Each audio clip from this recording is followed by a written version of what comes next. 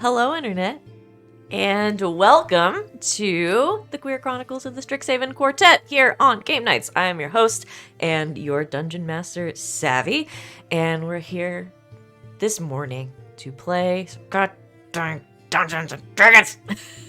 It's been a little bit, and I'm very, very excited to be back. Since we're still in holiday mode, we are going to be doing a little bit of a one-shot today.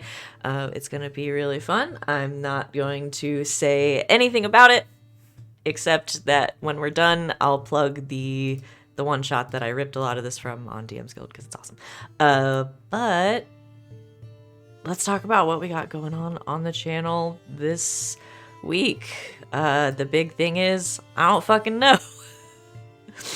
Because it's gonna be New Year's this weekend. I'm imagining that for the most part, our schedule is going to be the same over the next week. One tweak tonight, we are pushing back Ward 47 until tonight, 8 p.m. Eastern Time.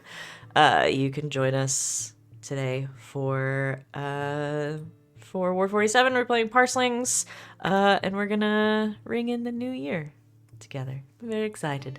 And then our next stream after that would be on Monday for more Red Jenny, and then we have our regularly scheduled stuff throughout the week. But you can find our schedule down below our faces on Twitch.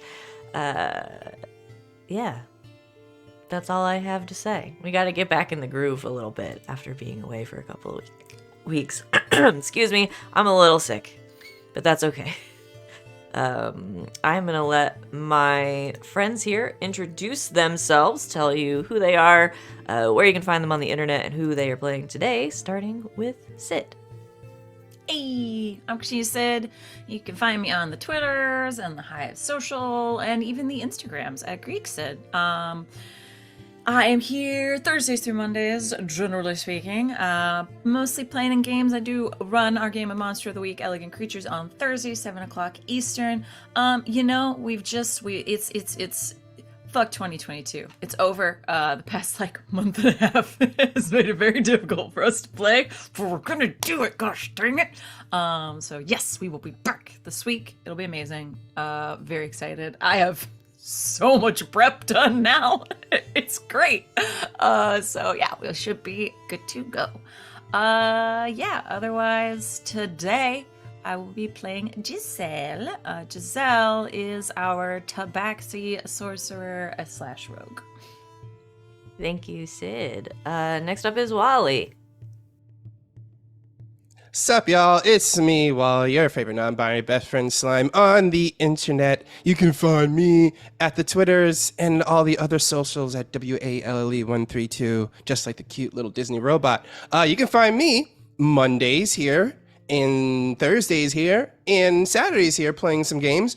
Not today, but tomorrow you can find me over at Prasmagara Thermagoria's 24-hour charity stream for Vietnam, not for Vietnam vets, just for vets in general.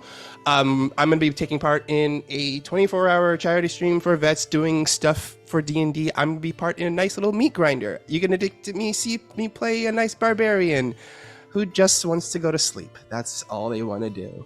They're tired. They just really want to sleep.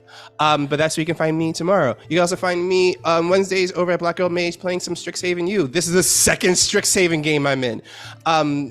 So that's where you can find me and all that other stuff. And yeah, I'm doing a lot of other stuff in 2023. So way to be 2023. Got you before, McElroy's. What? Come at me.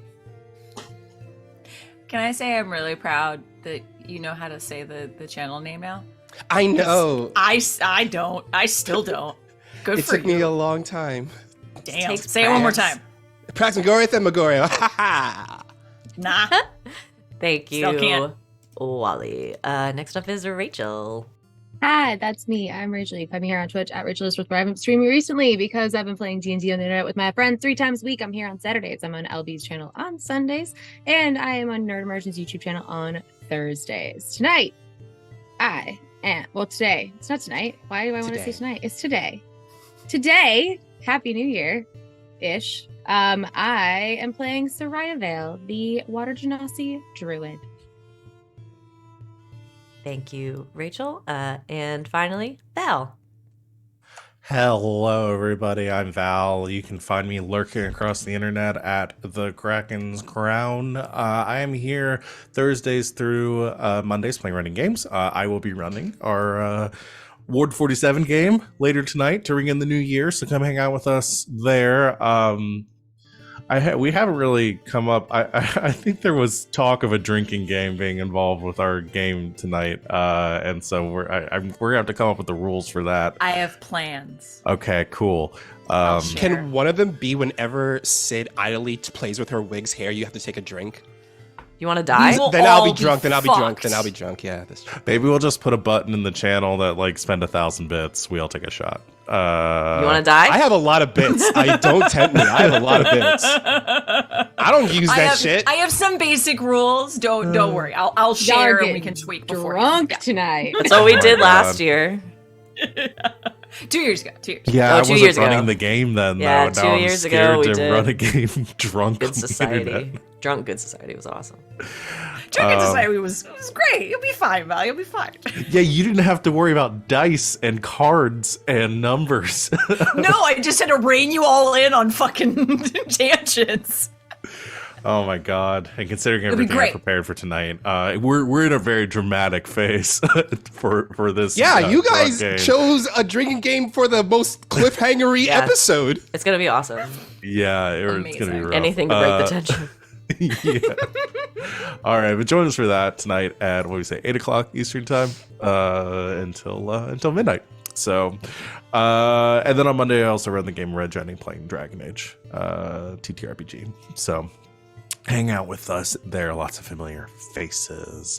But tonight I will be playing Law, who is a tiefling artificer.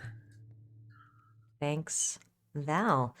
I don't have to do a recap or anything because it's a one shot. I'm going to preface this with yes, I found this yesterday. No, I'm not prepared. And it's going to be one of those. So we're going to just jump right in. You're going to pick up. Oh, where do we want to pick up? I'm gonna say change song here. I'm gonna say we're gonna put this one in the future a little bit. This is gonna be after you all have returned from your winter break, a little bit early in the few days that everyone is settling in and getting ready for classes to begin to kick off the next semester. You find yourselves where I always put you, in Beau's End Tavern on campus, having a nice mug of something warm, sitting by the fire when you are approached by a classmate of yours. You all have at least met Shuvadri. She's a sort of tall owlin. She is part of the Student Mages of Faith on Strixhaven's campus. Very sort of soft-spoken, very kind. But she looks a little frazzled, or like a little upset. And she kind of makes her way over to the table where the four of you are sitting. Willoughby is busy. He is dead. He's dead. Willoughby's dead. Dead? Willoughby died. Surprise. No. No, he's Not Willoughby. doing some pre-semester homework. That makes sounds Willoughby nice. would. That tracks. That that makes tracks. so That much tracks. sense, That you does guys. track. He got some You extra. gotta be his, ready for the uh, next semester. Yeah, got the syllabus early and just decided to go ahead and do all the homework for all his classes Yeah, next semester. he's I wish I had his Just work. dedication. so no, Me he's We still- all do. As far as you know, he's not dead. But Shuvadri approaches you all, and says, hello. Hi. Hi. Do you mind if I sit? Oh, sure. You can sit if you want. Right.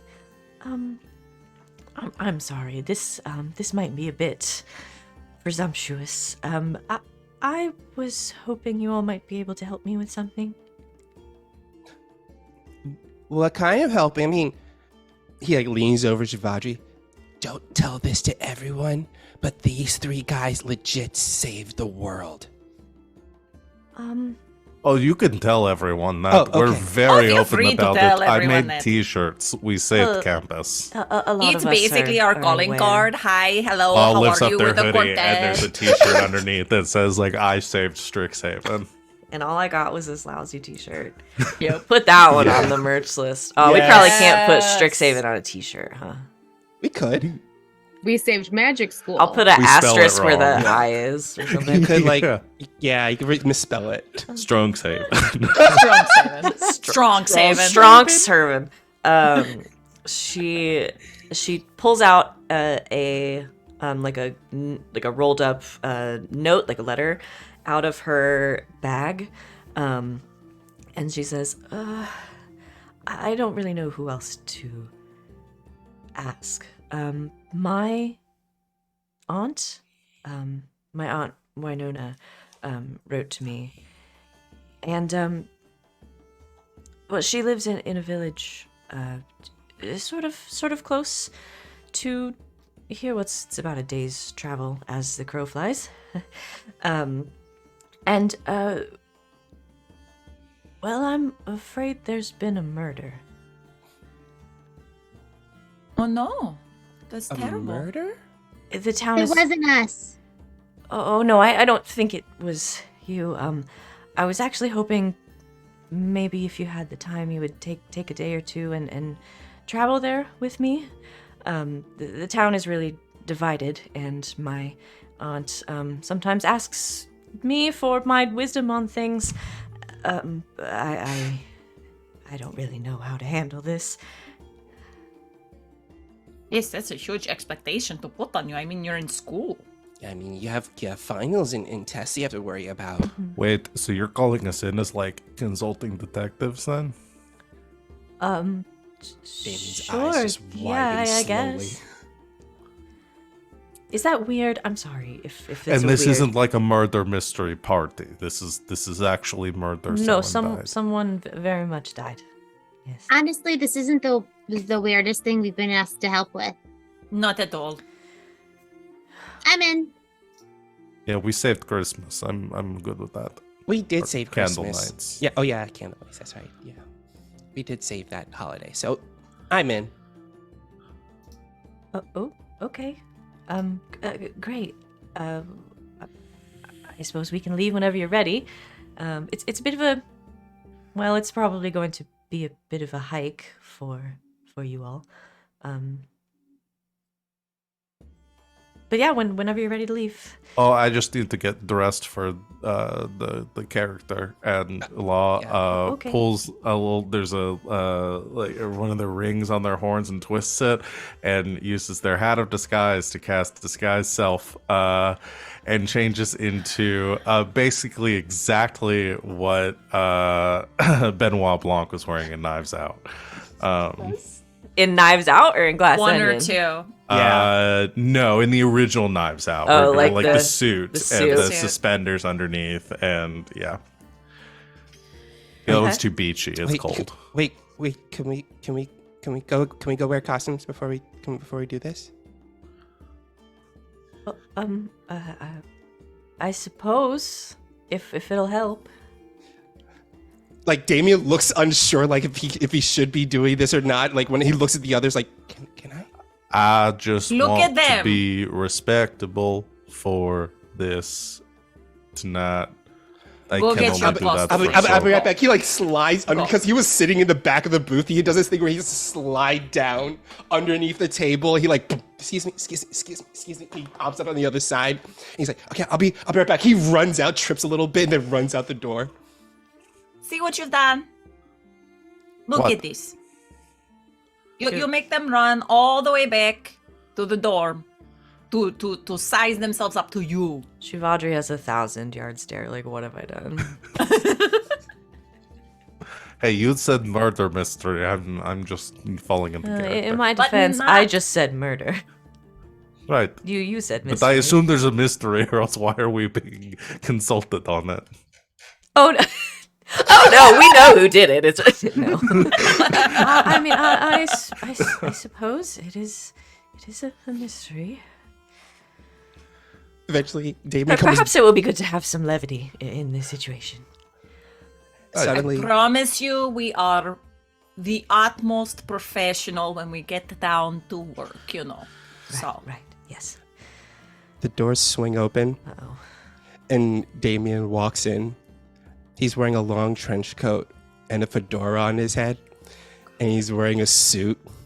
And he sits down, and as he's walking over to them, he's like doing an inner monologue, but it's actually out loud. He's like, "Dame who came in was a nice tall drink of water, Uh-oh. covered in furs, but she looked a little bit frazzled. Like she may have seen some things that bothered her. I knew when she came by, I knew I was going to be facing a dangerous mystery today." And he sits down looking at Shivadri. Law leans over and just says, "But how far did her legs go?" They went up from here to all there. the way to the floor. All the way to the floor. Thank you, Giselle. All the way to You're the welcome. floor. Just Giselle, should we go stairs. Are I we am all doing always detectives? prepared. If you want to go get a costume, go ahead and go get a costume. I'll wait. Okay. And Sereia will run to her room. This poor girl. If this one shot is not actually a murder mystery, this is going to be even more funny. Sereia runs to her room and she comes back and she's in like a 1930s like evening gown with like a fur like shawl.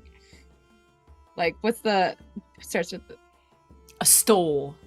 well the one it's that A go fur over the stole? shoulder? Yeah, a fur Mhm. stole. Yes. Over her shoulders. Okay, I'm ready. You're Agatha Christie, aren't you? Who's that? Oh, fine. If everyone will be in cosplay, I will look like an idiot without it. I'll be right back. I like that we've all left separately just to make this last as long as possible. Even longer. I love the comedy rule of 20s. Giselle comes back in just the most comfy little sweater set possible. She's coiffed her hair back quite nicely. She's got a pair of glasses on like a little like necklace set. And she's just carrying a book. I'm Jessica Fletcher, Oh, you're okay? Jessica We got it. We Fletcher. did- She Jessica wrote. Yes, Fletcher. You're yes, of Jessica course, of Fletcher. course. She's Jessica Of course. Fletcher. That one I know. Yes. Right. Also, I feel like I will be the best for combat because I can move very well in this thing. So, all right, I'm ready. Well, Let's go. Hopefully it doesn't come to that. That would be She's quite shouting. terrifying. It always comes to that. I'm sorry to say. Oh. Sereia goes, "I'll be fine." And there's like a big like slit up one of the sides. Are you going to be cold? No. Okay. Don't worry about me, Dame. If a heavy fight comes around, I have these big old hammers ready to throw around. Plus Punchy McGee Did you and ask Fissy Shadri Moklamahan. if it's okay if you cold or a Oh, that's dame? right. I'm sorry, Shivaji. Is it okay if I call you Dame or something like that? I'm trying to stick to the character. Oh. Don't. It's not a reflection of me. It's just it's my character that I'm playing. Oh, that's fine, Damian. Thank you for asking. Okay. Just, Dame, don't worry about me, Dame. I got these big old meat hooks ready to go if combat goes down. Good. See. Good. Okay. I'm sorry this turned into a whole thing, but I'm very excited about it. Honestly, I feel like I should have known. That's a little on me. Okay. So we're ready to go? Yes. I think so. Great. Right. Well, let's go. It'll take a bit to get there on foot, but all right. Do we want to take the carpet? Oh, right, the carpet. Yeah, that's right. Law, bring the boiler around. We can ride that to the location. What have I done? A boiler is the carpet. You know, it's a term for. Oh, butter. that would actually be great. It's much easier to reach Haven from the air. Calls the carpet around so we can all get on. Okay. Come on, Did you Dutch. park it valet? I did. Carpet Oh, okay. zooms up Excuse me. to the front. The valet gets off of it, dusts the corner. Law There you hands are, down a friends. stick of gum. Thank you. That not everyone likes to be paid in gum, nomos. I don't have any gold on me. I only have gum. Sereia will pay the man. Thank you. I feel bad because I'm the only one that uses the valet service, but I never tip them. He just puts the money in his pocket, goes over, picks up a backpack, walks away. I don't even really know why we have a valet service. You don't, it's just some guy. I was about to say, I don't think he works here. He doesn't work. You mistook him for a valet ages ago, and he just realized anytime he goes around with Never the carpet, he corrected can me. just make a quick buck. He just keeps doing it eventually, hoping he'll tip. Oh yeah, it's your classmate Alex. Oh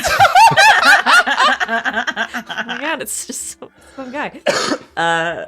So I'm always glad when I don't prepare because I'm always like, I don't know if this is gonna take up the full time, and then we start, and I'm like, oh no, no, it will. I don't know why I second guess anybody. So the four of you and Dutch. How much does Dutch weigh? Can the carpet carry all of you guys? That's a good point. Law will just fly alongside the carpet. Okay. With my winged boots that I have. You have. The rocket boots. So, Damian, Giselle, does anybody else want to do something fucking weird? I I mean, don't have something that's Can weird. we start the one shot? We can start the one shot. I don't have I'm anything kidding. that's weird. Are we LARPing? technically we are. Oh my gosh, we are LARPing. Okay, guys, if we're LARPing, we gotta set aside our HP. We gotta really allocate our stats now. Oh boy. I think I have about 83 hit points. And he pulls out like a notebook and starts writing all of this down. While we're I'm flying. quite old, so honestly, that my 58 hit points kind of makes sense now. it feels so, right. Right. It makes sense. Yeah. Okay. Shivadri's pretending like this isn't happening. She is gonna fly in front of you guys, because she knows where you're going, and also she's a bird lady and she can fly. So, yeah, she takes off, and you follow. A while later, you land in a village that is just sort of out in the middle of the woods. There aren't really any paths or anything leading to it. It's like almost like from above, it looks like a big like circle has been sort of cut for this village to live in. But there aren't a lot of like big trails or roads or anything leading to it. But she sort of touches down and lands at the edge of the tree line of this village and turns and says, welcome. This is sort of my home away from home.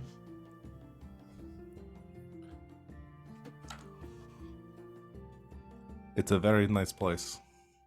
Thank you. It's always been a haven for me. until, well, the murder. Anyway, we can go talk to my aunt if you like. Or there's a tavern. The barkeep will take care of you. So I think we should talk to the aunt first. Maybe she can give us their recount of the crime. okay. I'll take you to her office. And she turns and sort of beckons and starts to walk into the village. You can see sort of the way this village is set up. There's like kind of two rings to it. So there's an inner ring where there are like constructed buildings, and it looks just sort of like a normal village that you would find out here. And then the outer ring, sort of where the tree line is, there are a lot of sort of buildings and structures that have been built into the trees themselves. And they're like higher up, there are like platforms and like these long like perches and stuff. And as you walk through the village, you do see a few of the people that live here. And they are all some kind of bird folk. So Shivadri takes you through town, sort of toward the center where her aunt's office is. She kind of knocks on the front door a little bit, pokes her head in. Winona? I'm here. Hello. And from inside you hear, oh, come in. And she swings open the door into this large office space. Sitting behind the desk with a sort of plain tunic, badge on one side, a hat sort of cocked to one side, boots kicked up on her desk. She's kind of flipping through some papers. You see Mayor Winona. She has these beautiful sort of intricately colored feathers. She's also an owlin. They're sort of blue, like deep like blues and purples. But she has this sort of big smile across her face. Howdy. Must be my niece's friends. I'm the mayor of this little joint. Mayor Flighter, but you can call me Winona.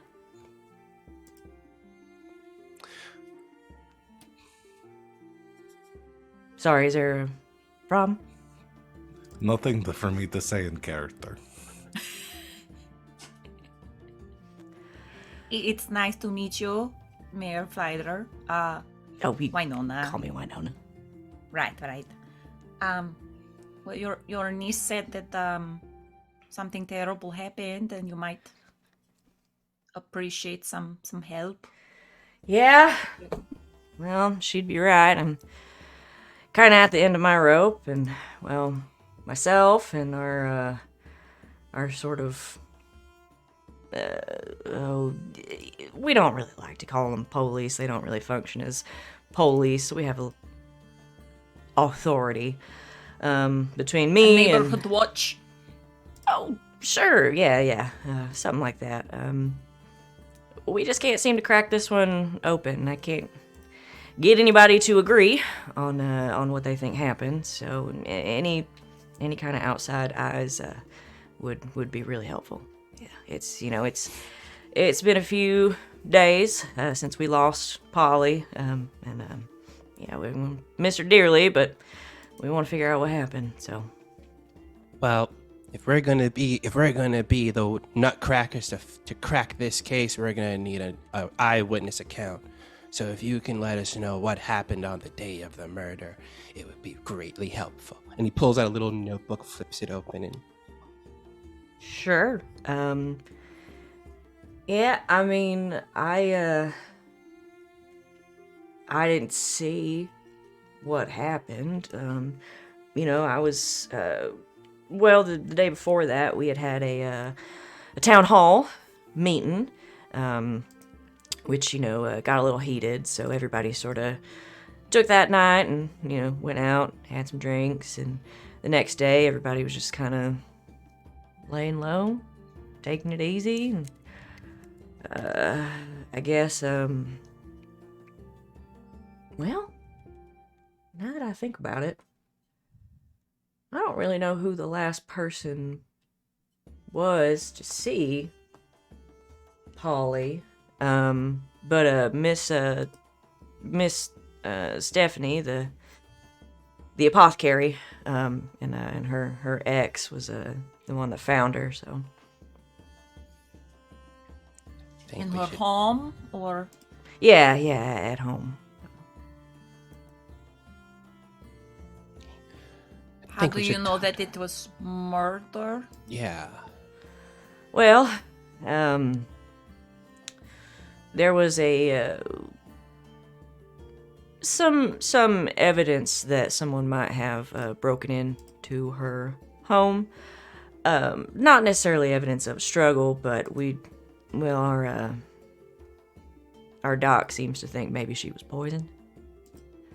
Oh, Okay. Well, that definitely could be a sign of murder. Well, we should talk to the apothecary next. If they were the ones who found the body. Where is the body currently? It's being kept on ice in the basement here. Actually, we don't. It sort of functions as a morgue, but we never really have to use it. They're clearing out a place at our clinic at the treatment center right now to store her till we can have a funeral. was that a treatment center? Yeah, treatment center. Like our Just checking. little hospital clinic. Can Just can needed we to confirm. can we go and see and inspect the body? Sereia is very gifted in the magical sort of herbalism and medical arts, so she should definitely take a look. Or she could just bring them back from the dead. Oh, That is possible as well. Yeah, I think it's been too long since she passed away. it's been a few days, and I don't know that would align with Miss Parton's wishes. So. She had the DNR. Got you. Do not resurrect. Something like that. Naturally. But yeah, I suppose we're planning on moving her this afternoon, so.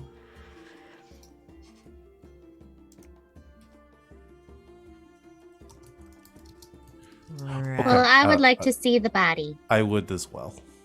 All right. Yeah, I'll unlock the door for you. Is there anything else I can do? What kind Oh, of have you run any tests on the body? I mean, just your basic exam. It's where we got the the idea of the poisoning from. Couldn't tell you what kind. It's not my area of expertise, but Penguin probably be able to help you with that. Onward. Thank you very much, ma'am, for your support. Of course. Yeah, I'll let you in. Oh boy, I'm glad y'all are here, and I think we really needed a set of outside eyes, especially with how high tensions have been in this town over the last several weeks. Yes, you mentioned that there was a very emotional sort of town hall meeting. May we ask what that was about? Yeah, well, Polly, she's long retired, but still is, around these parts, a prolific musician.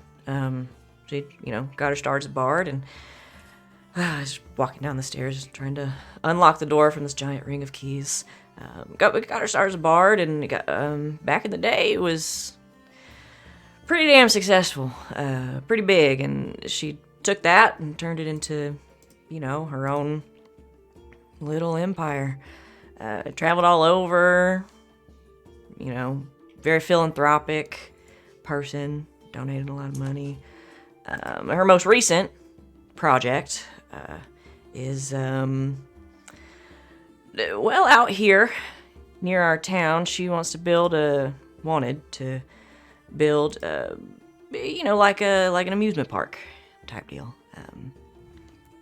A lot of people were on board with Pollywood, but not everybody.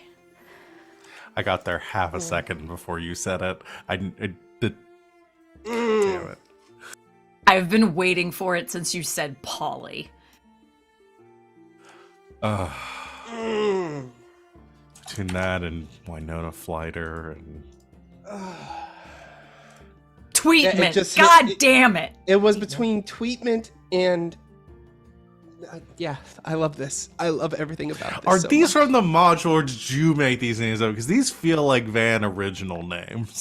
No, they are not. Wow. I didn't do that. Oh wow. I've taken it I'm and turned it shocked. to my own dark purpose. Did you write this module in the future? Probably. But yeah, it's that's actually what our town hall was about last night. Trying to get more input and everything. Figure out what to do moving forward, since now the contracts and everything are just kind of sitting there since Polly passed. Yeah. Don't mean to bother you, man. One more question before we go inside there. Oh, sure. But this just crossed my mind. Was there anyone who was actually pretty vocal against Miss Polly doing this? Well, I mean, there are vocal people on both sides. I mean, she had a lot of support. Penguin, despite their history, supported her quite a bit. I mean, the deputy mayor as well. There are a few people that are pretty against Pollywood. Hippie types don't want us cutting down trees to bring in income for our town, but that's a little group led by Steven. Steven. Oh, Steven Seagull. Right.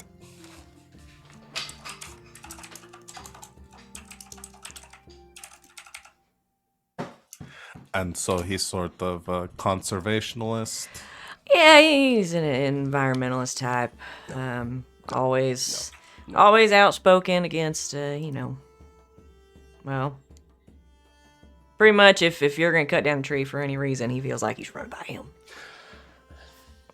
What was the victim's stance on the project? Polly? Well, I mean, Yes. she was heading it up. Oh, right. So That's the victim. I'm sorry, I got confused with my names. I've got a lot of notes here. yeah, I mean, but she, at the same time, and she was a kind soul, and she wanted to find a solution that would make everybody happy. It's just the way she is. Was.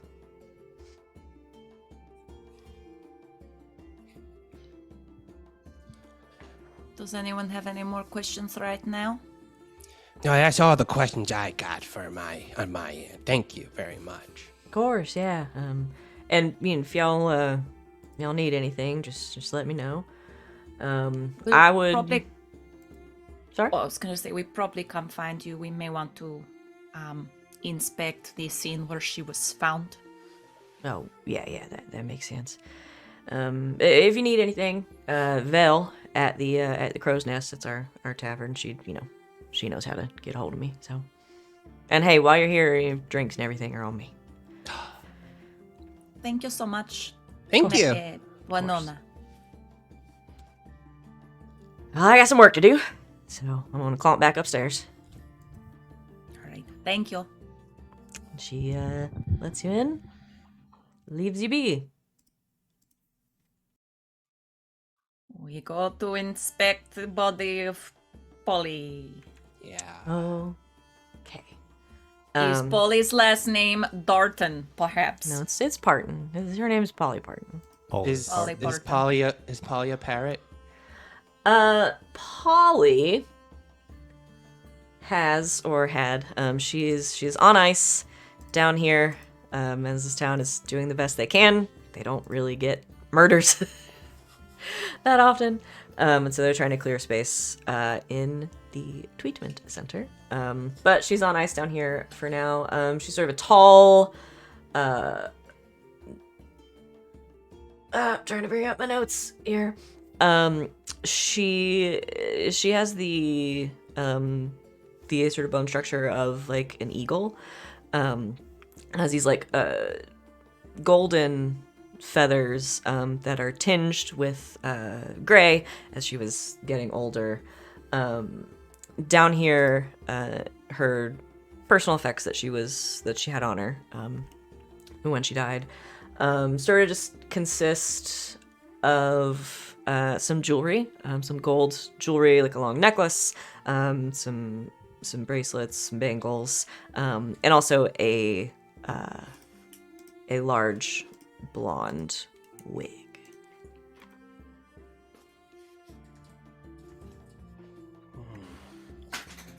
Well, they said that it was poison that, took her out. Is there any way we can really inspect it? I will ritual cast detect poison. Okay. Since we've got a little And- bit of time. Well, yeah, Yeah. while she's doing that, I would like to investigate the body and belongings for any I'm going to peculiarities. I actually will have a help. passive investigation of 20. Can I just like walk in and get just the basic thing? That's true, yeah. No, this is probably the most active of investigations. How do you passively investigate? I don't know. need I to don't know. understand how that I never works. understood that I stat. get It's passive on my perception. character sheet, okay? I don't know, to be quite honest. I just know my passive investigation on my D&D Beyond character sheet, 20. It's like passive investigation of like how quick you can remember something. 'Cause Isn't that there- sounds like an intelligence roll in Yeah, general. isn't there a rule that's like if you roll but it's below your passive, you can use your passive stat? Did I dream that? Is that not a No, thing? don't. That's not like an official rule. Bro, I Some don't know. people, yeah. I'll take it. No, I don't know. I'm gonna have to look that up because I feel like we used to use something like that, but I don't know if that was real or if I dreamed it. That might have been me bullshitting at some point. Maybe. Okay. You can That could have been sense- DM bullshit to make y'all succeed at something that I didn't want y'all to fail at. Hey, Nomos, who would you say at this point is the better investigator? Jessica Fletcher or Benoit Blanc? I mean, mechanically speaking, perhaps. I don't know. I don't know what you got at higher levels now that you are more roguish than you were before. It is true. I did take a bit more insight into. I shouldn't say insight because that is also mechanically a thing. Into investigation. So it is. If I Oh, had so to you're put a chomping on my flavor then, I see. Okay, then yours is probably higher. It is a plus 10 now. So Mine's a plus 9, so... okay. Do you want to? Maybe we help each other out a little bit. Yeah, sure, I'll help you out. You take the lead, detective. I mean, I am older. Uh-huh. Much older. Yeah, I'll assist since you have the higher modifier. Okay. Okay. I'm gonna have to take expertise in investigation now. I to get didn't the know you upper were. hand. I didn't know you had expertise too. I don't have expertise. That's just normal. Oh. I just have a plus 5 intelligence. Oh, I mean that'll do it then. Smarty Okay. pants. Well, one of those was a natural one, so I'm glad I had Yeah. advantage. But that's a 14, so plus 10, that would be a 24. Okay.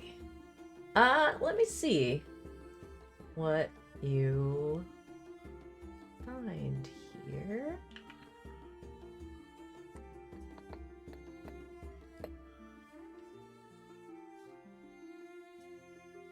Okay.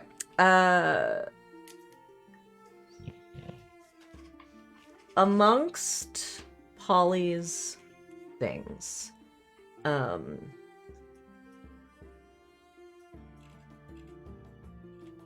yeah, they're there.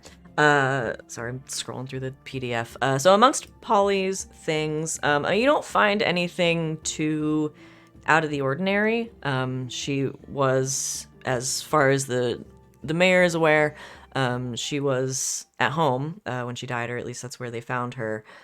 So she didn't have a lot of stuff on her. But I think you do find, because they've got her jewelry and like the a small like clutch that was nearby. And what you do find inside that is a business card for a local law firm. It's called the Legal Eagle.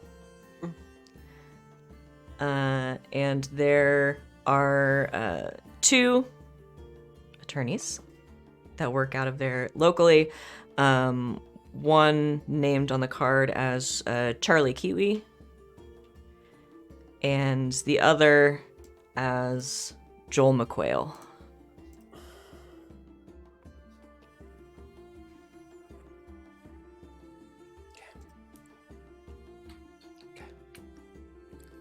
I really want to talk to Charlie Kiwi. Of all people, I want to talk to Charlie Kiwi the most. Just saying, guys. I have a feeling that Joel McQuail, perhaps like lost his license and then had to go back to community college. I'm just getting that vibe, you know what I mean? But I mean, why would you go back to a community college just to get your law degree? You can do that at a community college? It sounds like to me if he went back to a community college just to get his law degree, he would start going there for his law degree, but then eventually he'll find some introspection and learn that maybe being a lawyer isn't the best life and that maybe he should continue doing another job outside of lawyering and, better his life with the friends that he made in the community college. That's so silly. That sounds like something out of like a play or something. You're Yeah, so it funny, does. Damian. Yeah, it does, yeah. Law's just hitting their head against the wall in the corner, softly. Well, this might be important. We probably should talk to these people.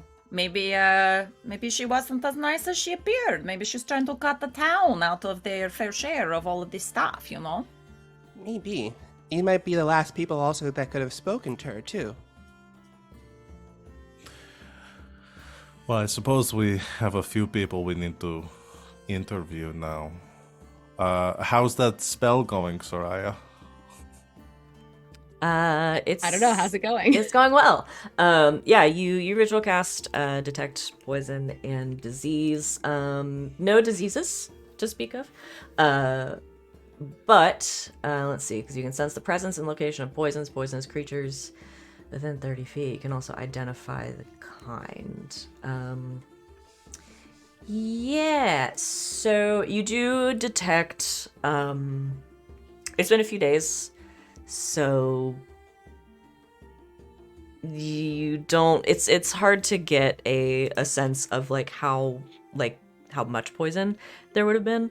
But you do get just a little bit of a ping of what's it called?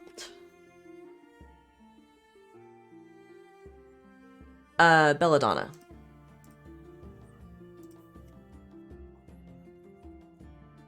Well, it looks like belladonna was the poison that was used to kill Polly. I can't tell exactly how much was used, but that is what was used. So we should probably speak to the apothecary and find out if anybody has purchased. I think that's a good place to start. Lots of people could do that, though. I mean, belladonna is also like a sedative. Like something that helps you go to sleep and stuff? Well, Well, if they can give us a it- list of who bought it. that is a dastardly way to do that. We could cross-reference to see who was the last person who bought it and associated with her. Let's do it. So maybe should we split up and investigate a few things at once, or just continue to go everywhere together? Continue to go everywhere together. All right. So our list right now is we need to talk to the apothecary and see, because they were also at the scene. Correct. They were the ones that found her. We yes. need to investigate the scene to find Yes. out if there's any clues that might have been missed. And then speaking to the law firm. And to Steven fi- Siegel. I would say Steven Siegel for last because I imagine they're sort of our prime suspect at this point. But they almost seem obvious, sort of like a red herring. So I'm going to assume it probably wasn't them. A red herring is not a bird. It's a fish. The red Heron. heron. Red Heron. Yeah, there we go. Oh, I'm sorry, I misheard you. Now we're in the spirit of the one shot. You're doing it, Peter. So should we investigate the scene first before we talk to... I think we should gather as much evidence before we start Before we interviewing nail him to the potential ground. suspects. We need ammunition if we're going to nail this guy. So perhaps we go see the scene first, and then we go talk to the people. That's a good Yeah. idea. Yeah, let's look That at way the they scene can't- first. They can't, what's the word I'm looking for? Like color our Perception. perception of the of the scene. Looks like we're gonna be. Looks like we're gonna. Okay, I had something. It'll come to me. Don't worry. It'll come to me eventually. Did you have a bird pun? I did have a bird pun. I was trying to do a bird pun and talk about investigating, but I don't know. It didn't come out right. It'll come back to me. Don't worry. It's okay, Damian. Doing it live is hard. As you're getting ready to leave, you hear sort of a sudden commotion from upstairs. Some like papers shuffling, and then the chair like screeching on the wood, and then Boots just like running out of the building. I would like to be quiet and like head upstairs and see what's going on. Chase them! Yeah. They chase them or sneak upstairs and see what's Well, let's going on. run Those are upstairs. two different I would things. first We're sneak- running. We're Yeah, running we- upstairs. I'm yeah, running running upstairs. upstairs. Yeah, Yeah, I was running gonna upstairs. say. Yeah. Okay, you Yeah. run upstairs. The mayor's office is empty. Some papers have been sort of tossed down haphazardly, and the door is hanging open. Run outside. And you I run hear outside, a yeah. commotion outside.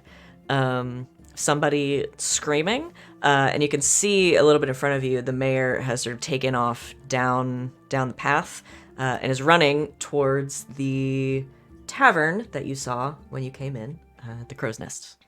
I am gonna run towards the tavern because I got speed. Beeline agility, 90 feet. Vroom. Damian and Giselle disappear. Because I can run a dashing of 120 feet. Oh, damn, you're faster than me. Yeah, I was gonna say Giselle can go pretty far, but 90 so- feet, yeah. Damian disappears. Giselle zooms away. Just Sereia and Lavra look at each other like, not again. Except for mean- dress. they probably have it, but yeah, calls the carpet. It's not that far.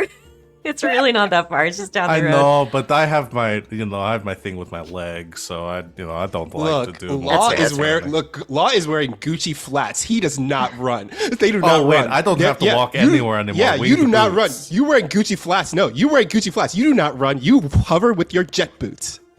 I hover exactly 1 inch off the Okay. ground and glide. Yeah. And so you call the carpet for, I guess, For Sereia Sereia. and Dutch.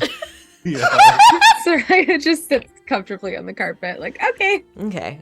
So Damian, you get there first. You guys litigate the weirdest shit. You gotta It's awesome. take what people It's can it's do. great. Everybody's got to know exactly what's going in the on. right I category. just want it to be clear, Law never touches the ground anymore. No, I can't do that. I only have like 4 hours. Yeah, I was That's about to how say, it no, is. you'd have to walk sometimes. So Damian, you get there first, Giselle right behind, and then Lost Sereia and Dutch bringing up the rear. I'm going to say Damian and Giselle, you definitely beat the mayor there. So she sort of comes up behind you, and you walk in through the open doorway of the crow's nest, and you see quite the scene. A couple of bar stools have been knocked over. There are people who have either fled the room or who have sort of backed up out of the way. The bartender is not behind the bar, but is around the front of it, kneeling next to a corpse. I go over and say, what happened here? Who is this? What happened? God damn it. The bartender, who is this very tall, sort of lanky bird folk, all black feathers, black beak, sort of shining eyes, just goes, oh. Fuck it, Gates, come on. Who are you? Oh, hi, I'm Damian. I'm here helping out with an investigation. What happened here? Who is this? This, Damian, is the deputy mayor. I don't know what happened. Well, Sereia! Sereia! Someone is dead! I think I have an idea. But 1 minute he was sitting at the bar, pretty as you please, and next minute he was falling off a stool and causing a scene, and then the next minute, gone. I didn't even have time to do anything. Sounds like another poisoning case. Fuck. Sereia saunters in the door. Well, guys, looks like this flock of birds has turned into a murder. Nobody move! Everyone stay right here! You think we ain't heard that one before? Look, I was trying really hard to think of something. I wanted something to say. It's trying really hard, okay? No, He wanders off to the side to do investigation. No murmurations right now, okay? Everyone stay put. Sereia just casts Detect Poison and Disease this time. Not Okay. ritual. Yeah, you get the same ping of belladonna. Just a much more of it this time. Is it anywhere else in the room? Like maybe in a vial in someone's pocket? Yeah. Ooh, that's a good question. Within 30 feet of me. Nope. Just the glass and the deputy mayor. What was the deputy mayor's name again? Oh, Gates. Full name, please, for the report. Duckbill Gates. Okay, right. You say these, everybody's been saying these names like I'm supposed to guess the other part of their name, which I might be able to, but Well, I that don't doesn't know really what work your. in I fiction. don't know you. I don't know your process. Right. I don't walk around calling people I've lived in a town with for years by their first and last name. They got a point. Well, the Oh. belladonna is just in the deputy mayor and the glass. Did you serve them this drink? I did. I serve every drink in this town. What did you pour it from? Oh, that whiskey bottle over there, same as always. The whiskey bottle doesn't have any poison in it. Mm-mm. And what is your name again? Vel. Vel. Full name for the record, please. Just Vel. Is that your full name, Vel, or is it a nickname?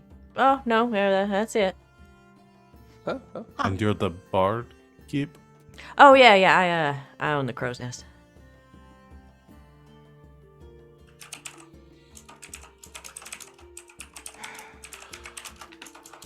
Well, was Was- there anyone here just now? Perhaps near the deputy mayor that's no longer in the room? I don't know. I mean, folks just kind of come and go. I don't keep, too close of tabs on folks. A few people have been in here today. I'm sure more will come. Anyone in particular, any kind of strangers that came through today? Oh, no, we don't really get strangers. We're kind of hard to find out here if you don't know where to find us. What about Steven? Was Steven here today? Steven? Yeah, I guess. He came in. Yeah, he came in earlier. Still a little ball of feathers and rage. That one. Did he talk to the deputy mayor at all? Perhaps hovering over her drink? Maybe. I mean, a few people stopped. I mean, Gates knew. Fuck me. Everyone in town. So, when everybody knows your name, people stop and say hi. So, yeah, maybe. And who do you said that you probably think someone could have been involved? Who do you think could have done this? Well, I don't know. Not everybody was, Gates' biggest fan. I mean, I don't know that anybody would want the man dead. I mean, people don't always see eye to eye, especially in small towns and with the Pollywood project and everything. He was a big supporter of that. I don't know. I mean, he was getting ready to run for mayor in the next cycle, but I can't see Winona being that put out about it. She's already done it twice. Wouldn't be a reason for him to get, off like this outside of his involvement with Pollywood. Was the apothecary, or perhaps the apothecary's ex, in today? Penguin was in. Yeah, the ex you're referring to is Polly. So. Oh. Yeah, I mean, she comes in. She's having a hard time right now. Polly's death hit her real hard. Right. They divorced. I think Charlie finalized it for him probably about a month back. Charlie Kiwi? Yeah. Well, Charlie on Polly's side, Joel on Penguin's, but I mean they were still friends. It wasn't contentious. It just So it was They're an in the same amicable firm divorce. together and represented. That seems like a conflict of interest Well, if they're with the same firm. they're the only two attorneys in about a 50-mile radius, so That's Small also town woes. exactly. But Good yeah, I racket. mean, no, it wasn't contentious. They wanted to stay friends. As far as what they both told me, they just they were invested in their own ventures and just They didn't have. fluttered apart. Yeah, exactly. Penguin's real torn up about it. But at the same time, this don't actually look so good for her. We've only got one apothecary in the whole town, and that's 2 poisonings in a week. Looks like we're gonna have to investigate this apothecary. And I hate Well, to say this, especially- but Especially since Penguin is the new ex of one of the deceased.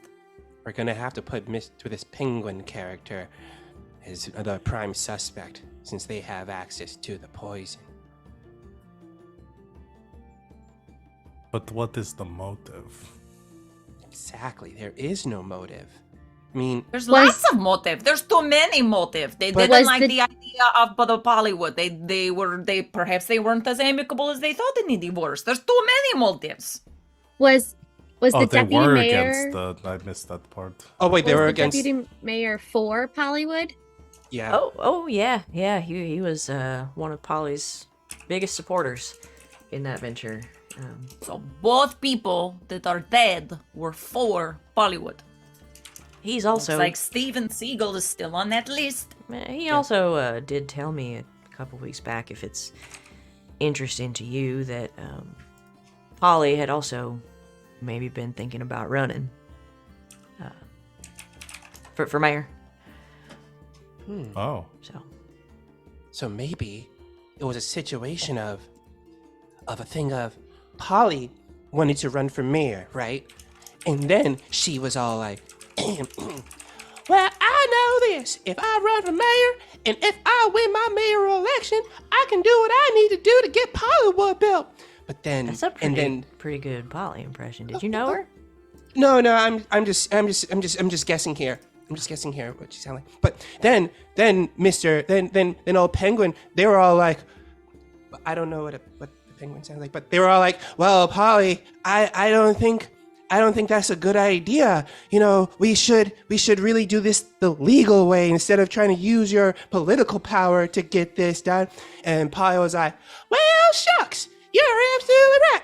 Maybe I should reach out to my old pal Gates. Duck Bill Gates. And Duck Bill Gates like, what's up there, Polly? What do you need? Polly was all like, well, I want to run for mayor, but to help with Pollywood, but I don't think it would be ethically sound if I ran for mayor and then just to maintain my own corporate goals. Well, don't worry, I'll run for mayor. Then we can work together and build your park. Well, shucks, that sounds like a great idea. That's what I think probably happened, but I don't know. What do you guys got? Well, damn, you that's okay? that's some mighty fine storytelling. I like to act.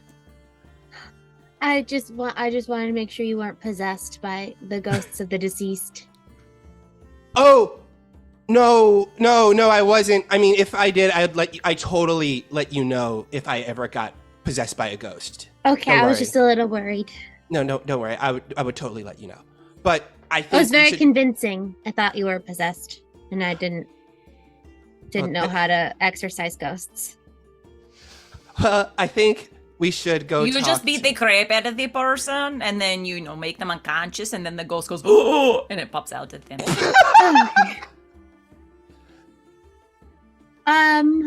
Well, I think at this point, with 2 deaths that were for Pollywood, anybody that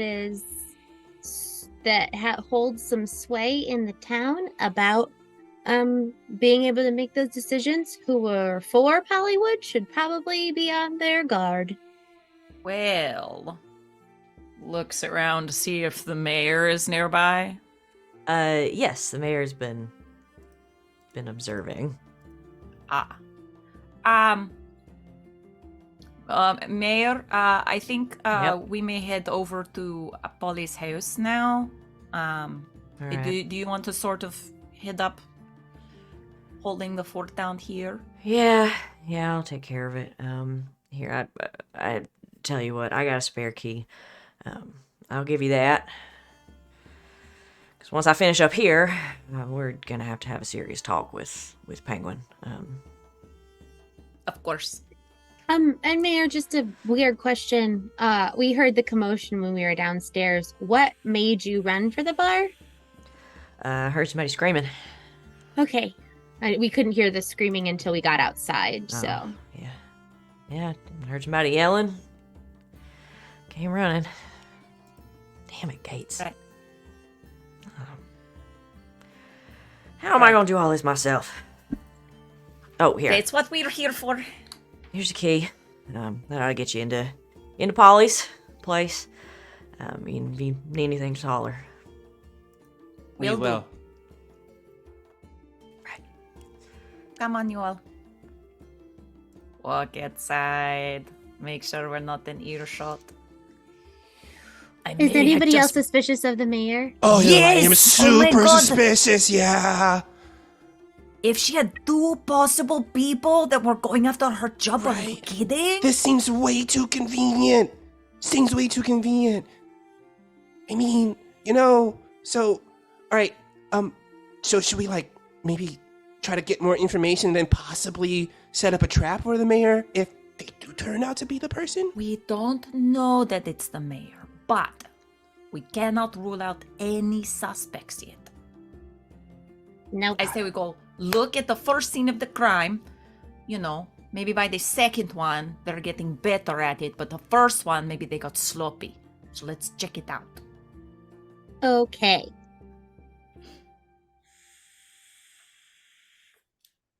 Did we ask the mayor what happened in their office?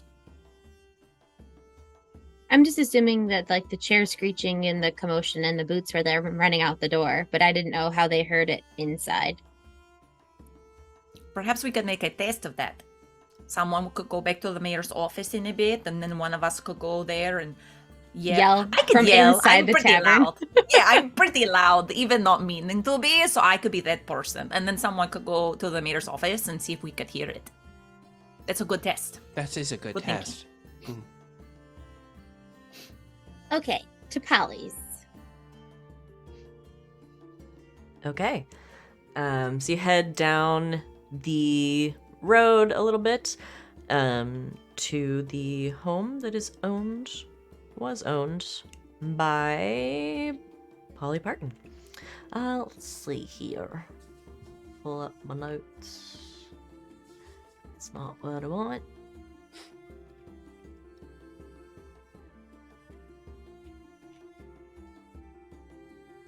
That's also not what I want. Okay. You head down the road, and you arrive at Polly's home, and sitting outside, and on sort of like a porch swing, and then standing, as soon as he sees you, you see a very official-looking bird person. He has on a like a dark blue uniform with a yellow sash and boots. He's wearing a red hat with a yellow insignia on the front and black sunglasses. Mr. Penguin, I presume? No. I take it you're the consultants. at the Yes, Brian. yes. We're the investigative consultants that was hired to assist here, and you are Falcon. Falcon. Captain. Captain. Falcon. Captain Falcon. Got it. Captain Falcon. Well, nice to meet you, Captain Falcon. Don't let him punch you. I kind of flinched that I didn't want. I kind of got myself ready for that. Captain Falcon. I'm guessing you're also here to consult or do your investigation work. I am not a consultant. I am an authority in this town. So I figured I should meet these new detectives for myself. Right. Well, we're Pleasure here to meet you. Yeah, pleasure to meet you, Captain Falcon. The mayor gave us a key. We're going inside, okay? Right. So if you excuse us. I think I'd better accompany you. Oh. Well, Do then. you know investigative procedures and not to tamper with evidence? No, I just stole this hat with the Case Quackers insignia on it. Then you should arrest yourself. Wait, hold on, excuse Promptly. me. Hold on, excuse That's me. unfortunate because we're really looking for somebody to tell us Wait. more about the procedure part because we also don't really know most of that. If you Smacks. can't detect sarcasm, then I don't have high hopes for you. Captain Falcon, one more question before we go You can't inside. detect jokes, sure. and I don't have hopes Did for you. you say case quackers? I did. Got Is that a problem? it. Nope. There's Not at all. not at all.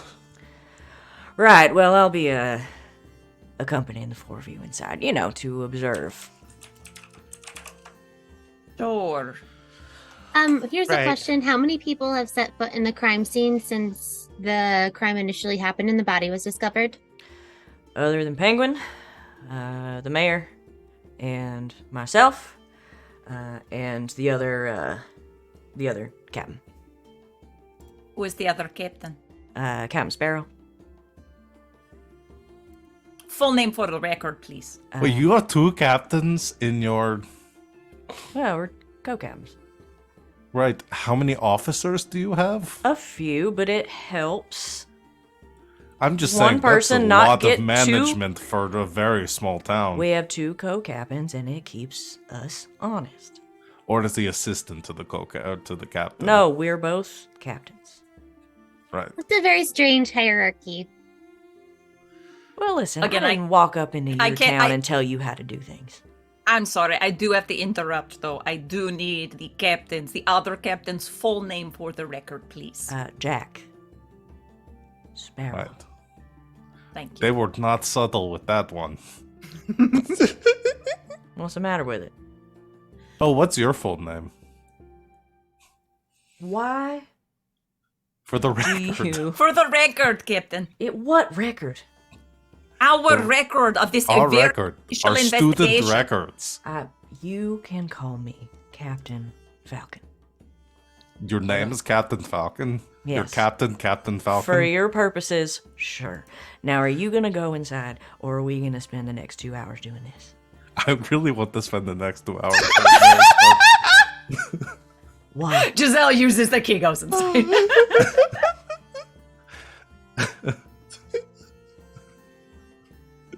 You head inside. They hired the wrong people to do this. Oh, you haven't been hired. No one hired you. We're not getting paid for this. This is exposure, Val. This is a hobby for us. You're Our volunteering. detective gig. Volunteer investigative No services. one hired you. I want to make that abundantly clear. No one wants us here. Nobody They gave wants us you, authority. except the mayor and Shuvadri. So you head inside. It's a pretty modest 2-story home, but it's nice. It's nicely furnished. There are several different instruments sitting in the living room, and yeah, downstairs is pretty much exactly as it was left.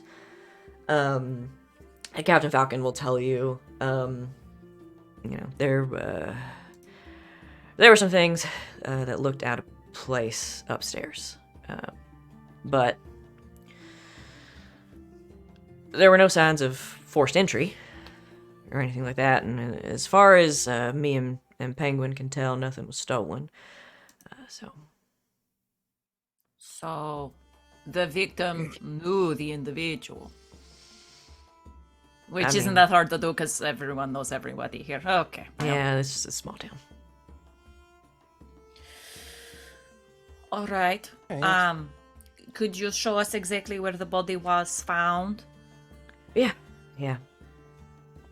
He clomps upstairs in his boots and leads you into what's like there's a large bedroom, and on one side there's sort of like like an alcove, like a seating alcove, like a little reading nook, where the little table that's over there has been knocked over and the chair has been kind of slid. You can see scratch marks on the wood floor where the chair slid a little bit. And he kind of points over there. There you go. Did you determine what poisoned her? No, we found a teacup that we're assuming was the culprit. That's since been taken into evidence. Right. What kind of tea was it? Did you determine that? No, Polly had a lot of tea. Sereia's gonna go downstairs to the kitchen and see if all the tea is poison. Okay. We've got 15 minutes. I will, while everybody else maneuvers around, I will ritual cast detect poison again. Okay. I would Everybody else like. does their thing.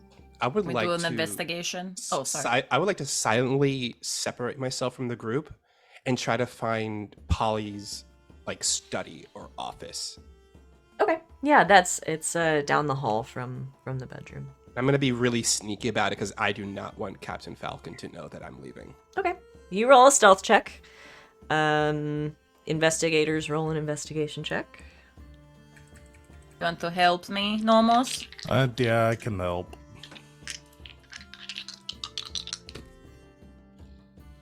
Ooh. Well, that's a 16 and a 17. So that's a 27. Okay. That's a lot. Okay, I got a 24 for stealth. Okay. Dang. Falcon. Go, scroll. Okay, so let's do Law and Giselle first. Yeah.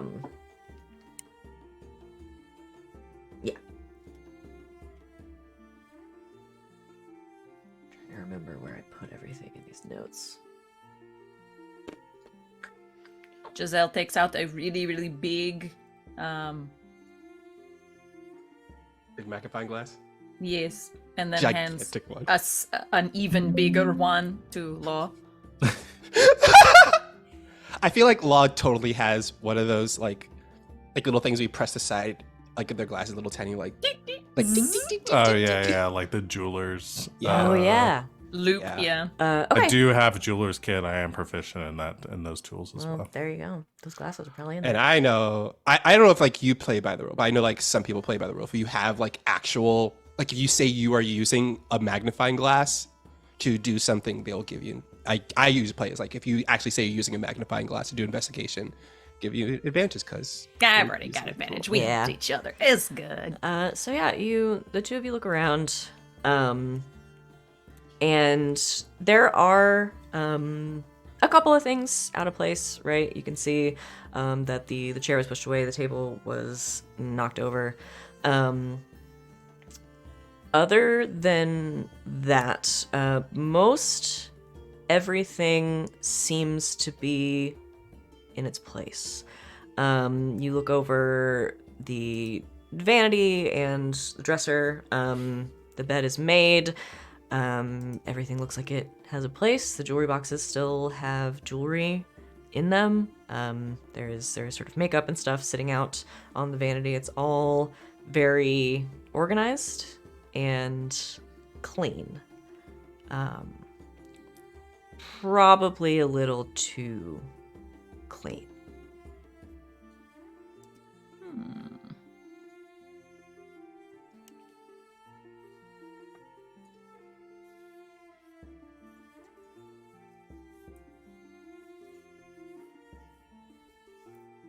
Don't have any spells that would help here, so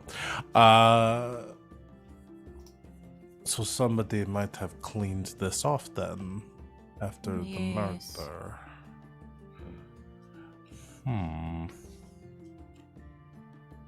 Any sign of was this where the body was found? For it to be this clean and everything to be perfectly put back, this person would have to have a pretty good idea of the interior of the home. It'd have to be a close friend. Well, we don't know necessarily this is how she had it, just that everything is back here. True. True. Captain Falcon, are you in here with us? Right here. Has anything been done with the scene since the body was found? No, we left it the way we found it, except for obviously removing Miss Parton, and we took that teacup into evidence for further testing. Right. Does that apply to the entire house? Yeah, nobody, as far as we know, has touched anything. And the Does it mayor look kept like the key. it's been? So. Does it look like anything's been like? So something has actually like cleaned off the top of this vanity. Yeah. Okay. Law's gonna search around the room first, and then check like downstairs and any like waste bins or anything to see if there might be any cloths or other They're all empty. cleaning materials. All empty. When is trash taken out in this town? Well, we mostly compost, but I mean, everybody takes out their own trash, so. All of the trash in the house is gone. Where is the compost? Out a ways in the woods. So if the killer took the time to clean up after the murder and then remove anything from the house that might connect them, that would have been a lot they were carrying. And that would have been how crowded, like how is this house away from the rest of the town? It's sort of down at the end of the road. Okay. But there are other houses nearby. Mhm. Is there like woods that this backs up to? Mhm.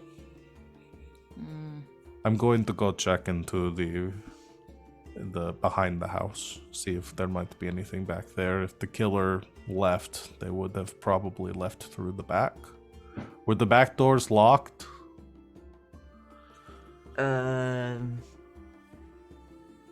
Near as I can remember, no, but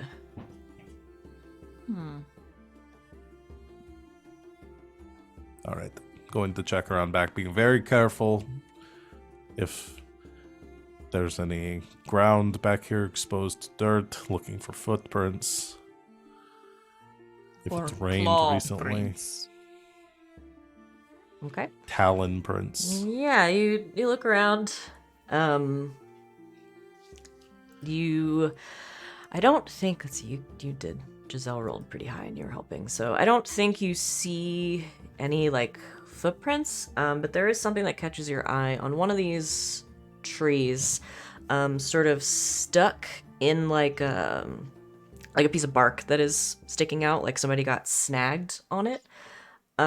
You find part of a feather.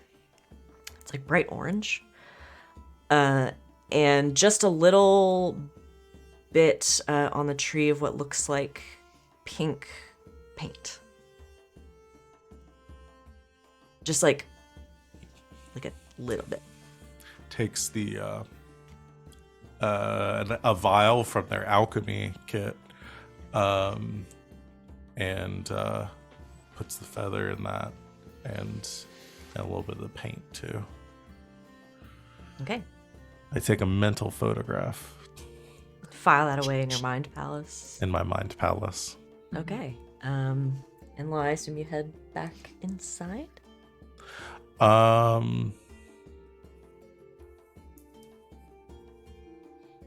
This was like at the trees, like immediately behind the house. Well, I'll probably go a little bit further into the forest, see if there's anything else. Just but- forest. Okay. Yeah, we'll head back inside. Okay. So yeah, you head back inside. Let's go ahead and take our break. And then we will pick back up with Damian in the office and Sereia in the kitchen with the lead knife. pipe and the candlestick, respectively. Shotgun candlestick. Thanks everybody for hanging out with Intense us. Candlestick, shotgun. So fun. Yeah, it's like a sword cane, but Shotgun candlestick. yeah. But it's a shotgun and a candlestick. Thanks for hanging out with us so far, everybody. We're gonna take a quick break, and then come back and try to solve a mystery. So stick around, and we'll be back in just a quick few minutes. And welcome back, Internet. Thanks for hanging out with us during our break. We are refreshed, and we have drinks and snacks, and we're ready to go. So I'm just going to pick back up right where we left off. Let's get Sereia on board here. So you went down to the kitchen. Yeah? Correct. Okay. So yeah, you go down to the kitchen. It's very clean. It's very nicely kept. It's very organized. It's nice. It's not huge, but much like the rest of the house, it's very nice, especially for a town of this size. And I imagine you start going through things, looking for the tea, specifically. So there is one cabinet in the kitchen that you open up, and it is just a couple of shelves that are just lined with these small jars of a lot of different kinds of loose tea, and all of the accoutrements that go with tea. They're all labeled. They are varying degrees of empty. Yeah, and you were casting your spell.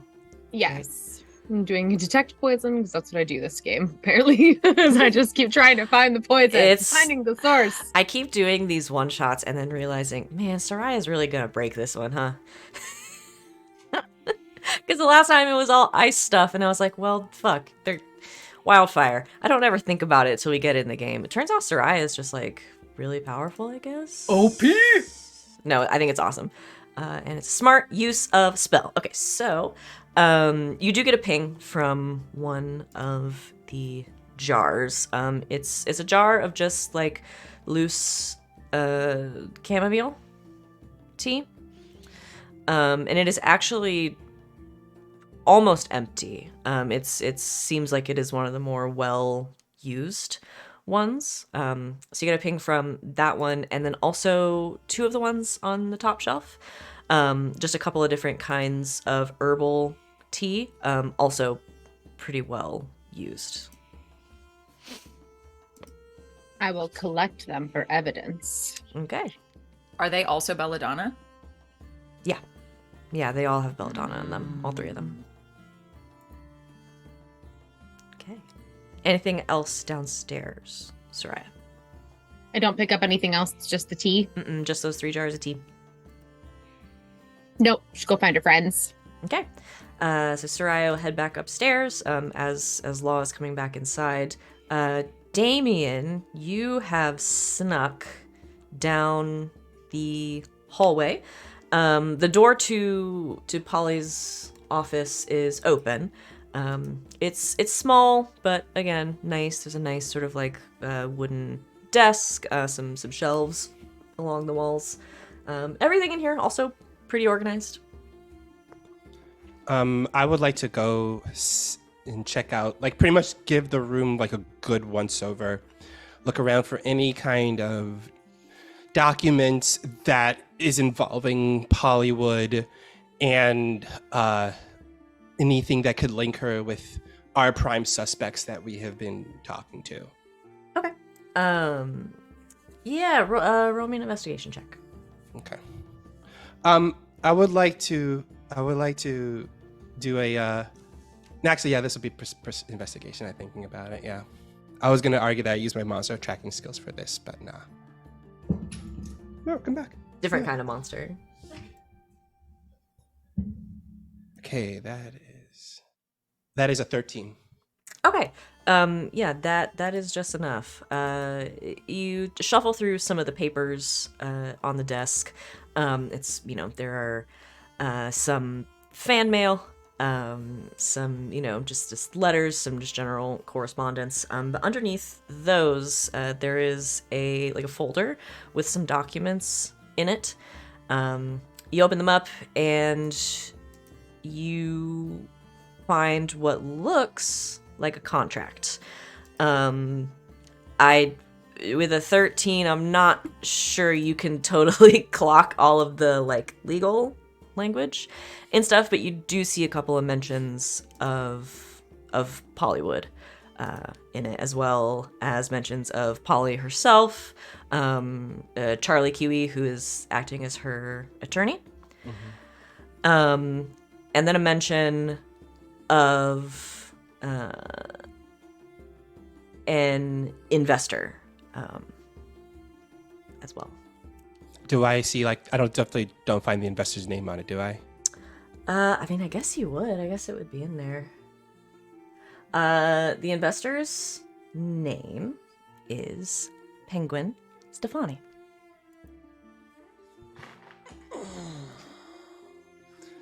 Penguin Stefani. Got it. No doubt this is probably someone we have to talk to eventually. He closes the notebook. Oh, one more thing that I think you'll see. This contract, the very last page, is signed, dated, stamped, approved. I take this contract. I take the contract and I shove it into my pocket, and I sneak my way out back to the others. Okay. Yeah, you rolled really high, and Captain Falcon is wearing sunglasses indoors, so... Like, the next time Captain Falcon, like, looks behind you to see where I was at, I'm already there, just like... Hi. Hi! So, you're all back together now? Hey, guys, I think we should go outside and, investigate somewhere else. What do you think? I found these 3 jars of tea that all have belladonna in them. I found some evidence that somebody was behind the house. There was a orange feather and some pink paint. Cool. I think we should definitely go talk to Penguin pretty soon. I think we should... Captain, is there anyone in town that you can think of that has orange feathers? I mean, yeah, Penguin, mostly orange and yellow.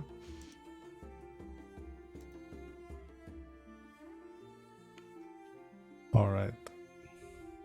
Maybe we should go speak with Penguin then. Yep. Or should we go talk with the attorneys first? Find out.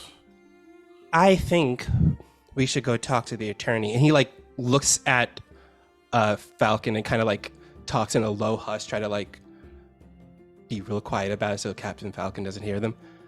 I found a contract that was signed by Penguin with a lot of legal language, and I really think...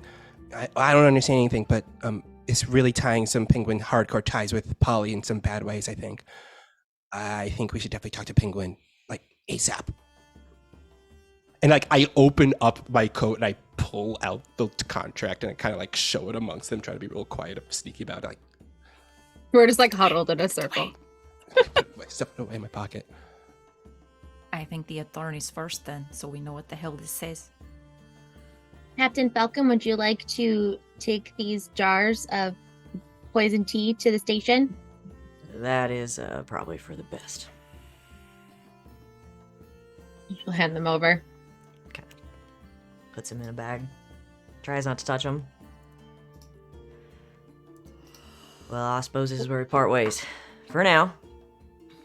You've been very helpful, Captain. Thank you. Sure, you're welcome. I'll be around. I'm sure you will be. And he escorts you out. Okay, let's go to these attorney guys. We find the legal eagle. Okay. It's down the road. Not a big town. You make your way down to a small constructed office building. There's a big sign out front. It says the Legal Eagle. You go to enter, but the front door is actually locked. Adventure over, I guess. Is there a sign? Is there a sign? Knock, that has knock, knock, hours? knock, knock, knock, knock. Sereia, what were you asking? Oh no! Is there like a sign on the front that says like office Gone hours? fishing. No, there's not. Yeah, you knock pretty loudly. Nothing. Is there like a window to look through? Mm-hmm. I literally look through the window. Okay. You look through the window. Inside you see a small office space. It's divided in half with like a half wall, and two pretty identical setups on either side with desks and bookshelves and stuff. Like two people work out of this office. But behind one of the desks, you do see somebody sitting in one of the chairs with their head down on the desk. Dead body. Bang, bang, bang, bang, bang on the door. I think something's wrong. I bang, bang, bang on the door, like Nothing. loudly. Guys, All right, out of the we way. go break in. Something's up. I think we may have a dead body in there. It's like the scene of New Girl. Dead body. Yeah. Roll with your tools. Cool.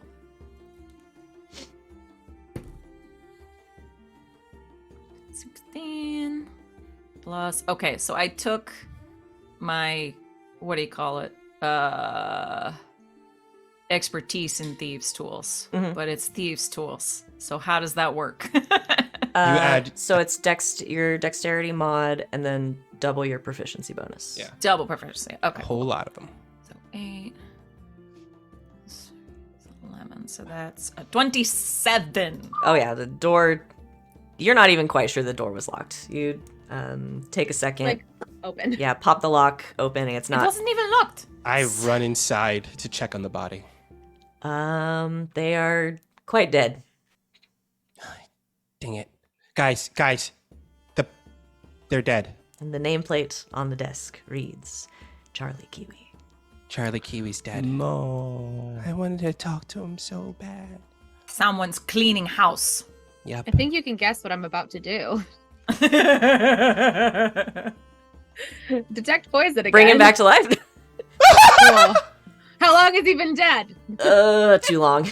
Damn. I hate that we don't have a cleric in this group because if Yeah. somebody had Speak with Dead, that would make this so whole you've thing done much it, so- easier. Yeah. Too bad.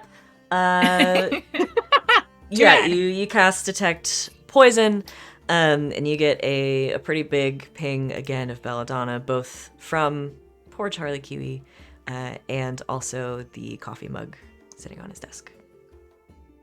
So there's belladonna in the coffee mug. I think everybody in this town just needs to stop drinking things It sure does seem that way.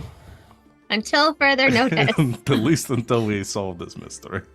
Guys, you know what? I really think we should go talk to Penguin. Because at this point, sounds like they're definitely cleaning house. And I think, old Legal Eagle might be involved in it too. Can we check the desk? See if there's anything interesting. Yeah, Yeah, somebody roll me investigation. not me. Not me. No, I will assist. Okay. That's a natural 20. There we go. And a 2. So thank you. So that's a 30. Okay. Yeah, you with Law's help, while Sereia and Damian are figuring out poison and what's going on with the body. Yeah, you start to go through Charlie Kiwi's desk. You find a lot of things. He keeps pretty diligent files. His filing system is like the ravings of a madman. You cannot for the life of you figure out how he is filing things. But you start to go through them. You find a few different points of interest. You find a copy of the contract that Damian found in Polly's office. You also find a file from about a month ago regarding Polly and Penguin's divorce.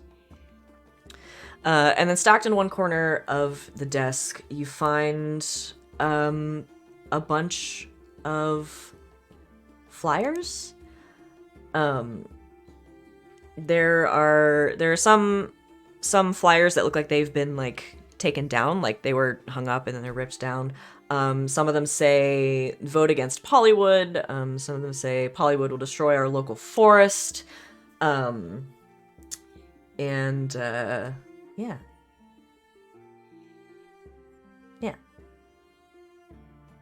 This filing system looks like it's a mess. Looks like the legal eagle needs a paralegal eagle.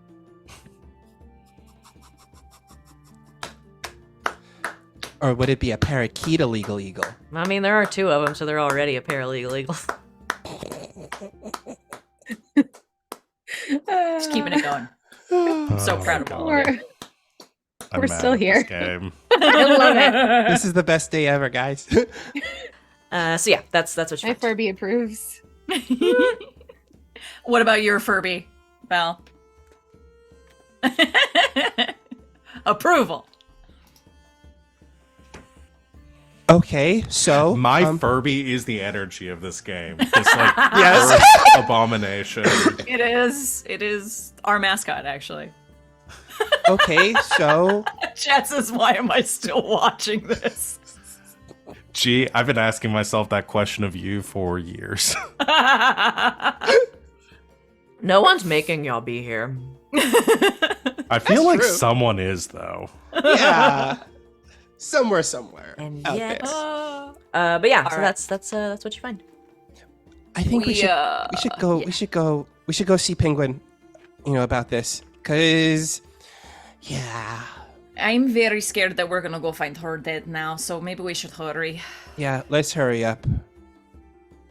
We should figure out who benefits if all of the other parties that were involved in this contract are dead. Someone has to financially. Well, Penguin is the sponsor, is the investor. Mm-hmm. Maybe. But if Penguin is trying to get it to go through, and they invested in it, then why are they killing people? Because then they who- would be the sole. sole inheritor? beneficiary. But Yeah. it's not going to happen if they've killed everyone that's going to make it happen.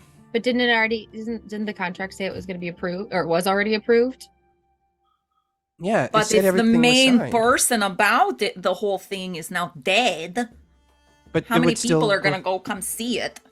Maybe more people are morbid. That is true. Well, That's fucked up, Sereia. that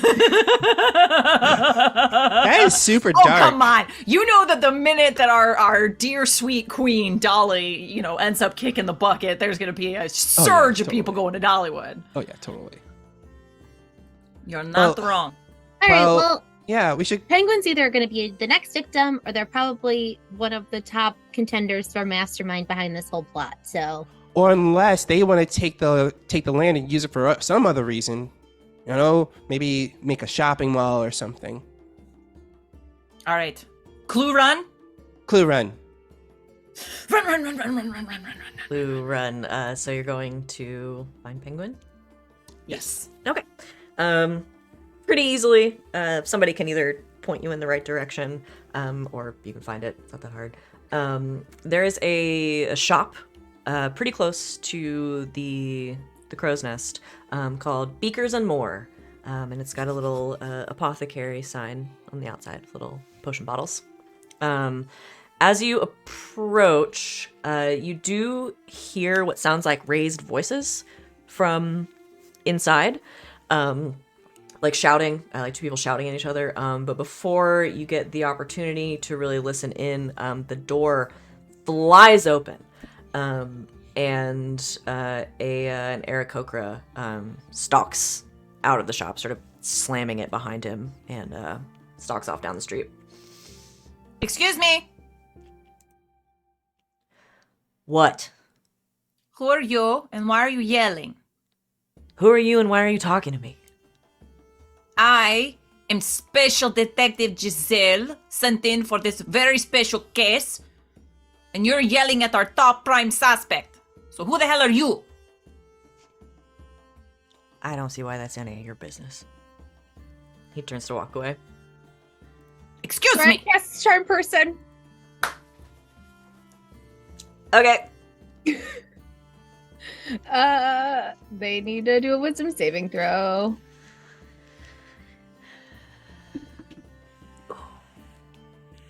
That's a 19. Damn it, they pass, and they know that I tried now. He stops in his tracks. Turns around and looks at all of you. Detectives, huh? Investigators? Right? Cool Yes. methods. Cool methods. Definitely trustworthy. Well, there have been a few deaths in town, so you're going to have to excuse our loose moral methods, considering everybody around you is dying. I will think- not excuse police corruption. Well, that's we're not fucked up. actually police, so. Oh, so you have even less of a reason to be talking. Okay. I am really sorry. I'm really sorry that this happened. We did not mean to do that, but look, a lot of things are going on right now. It's basically a powder keg of stuff going on right now. And you just came out of the place of the last person we need to talk to that could be the clinch in this case. And Giselle takes 2 steps backward, throws up her hood of invisibility, and walks inside the apothecary. What the fuck? and we didn't mean to make you mad, and we're sorry. And if there's any way that you could help us, it'd be grateful. Yeah, I can help you. People are being poisoned? Arrest the Right. person who runs a fucking poison business. Well, Thank they you. only I sell like. poisons? Well, that's what an apothecary does. No. not they don't only sell poisons. They can But sell no one things else that- in town sells fucking poison. Yeah, but anybody could buy it. Okay, well, Hey, we haven't done any arrests yet because, frankly, we don't have the authority to do that. But also because we're still gathering clues. So if we could perhaps interview you, cranky person. Somebody trying to roll persuasion. I will persuasion. That's You Giselle. sure you don't want me to do it?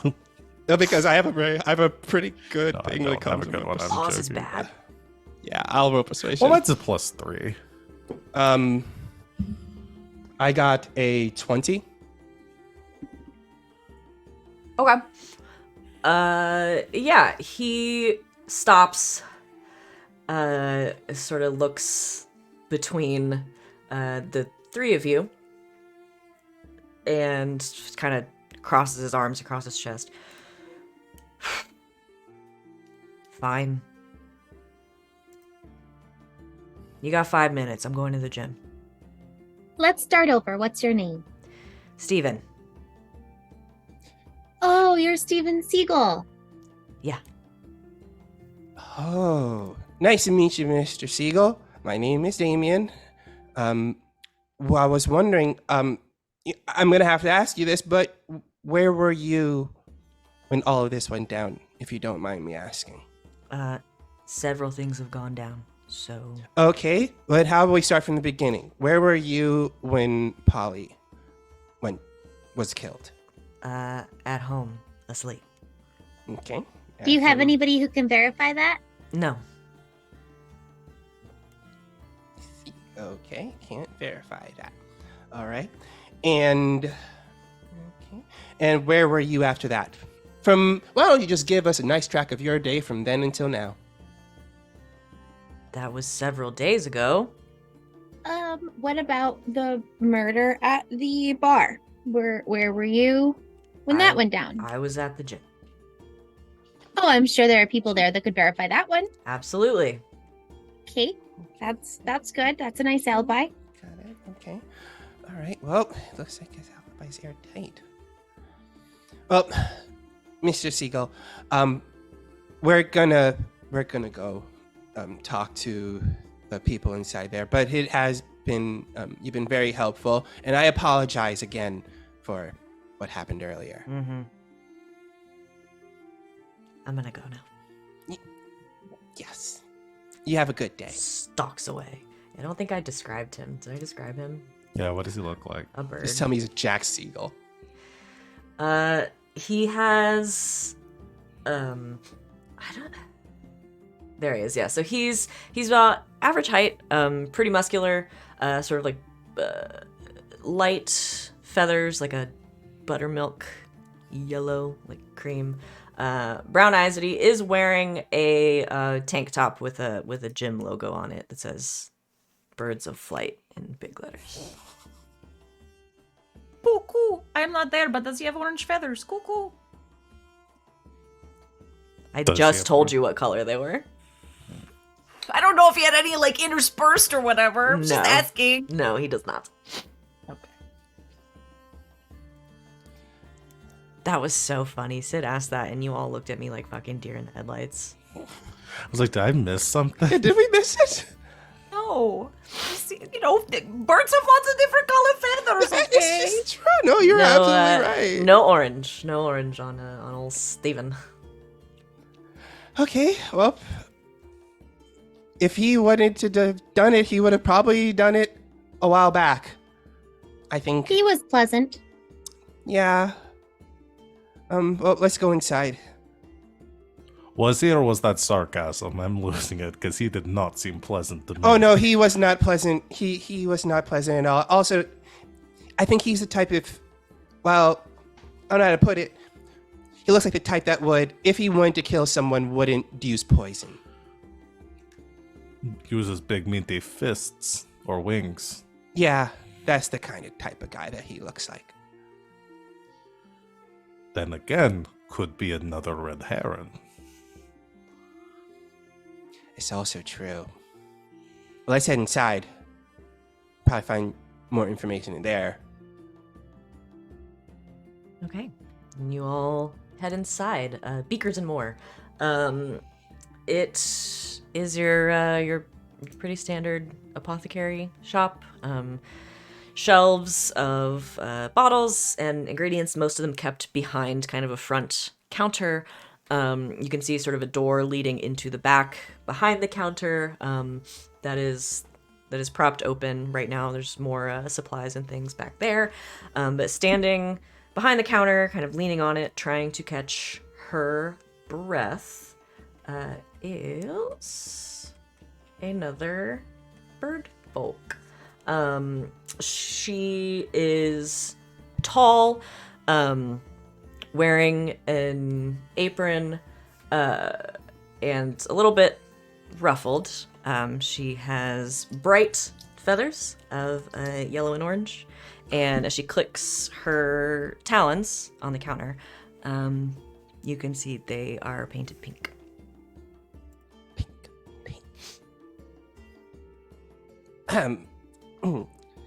Penguin Stefani, I presume. Yeah, that's me. Hi. Nice to meet you. My name is Damian. These are my friends and associates. We're here to do a little bit of an investigation in the town. Okay. So we're gonna ask you some questions. One, this is a very nice shop you have. It is very lovely. Well, we're wondering though, with the death of Polly, I'm certain you've heard about it, and I know it's weighing heavily over the town, probably causing you a lot of stress, ma'am. But we would like just to question, where were you when that happened? I was here. Okay, a lot of people are using that kind of excuse, but I would, if you could, go in a little bit more detail, ma'am. I don't want to press you too hard. I know this is stressful for you. I was here working. I lost an employee a few weeks ago, and it has set me back in orders. So I was here working late. Right. You're working here really late? Okay. And so because you lost this in customer, or employee rather, pretty much has really made things extra hard for you, right? You're probably maybe losing a bit of profits, I'm guessing? No offense, Damian. I don't really do this for profit. You don't. Well, what do you do this for? I mean, I make a living from it, but I do this to help people. My So you mother opened the shop years ago, and I took it over when she died. Have you sold any belladonna to anybody recently? Donna, no. I use it as an ingredient in a couple of tinctures, but I try not to sell that stuff straight. I try to be in control of dosages and things for people. So I very rarely actually sell ingredients. Well, they're all talking to her, and I'm invisible in here. May I try and sneak into the back? Yeah.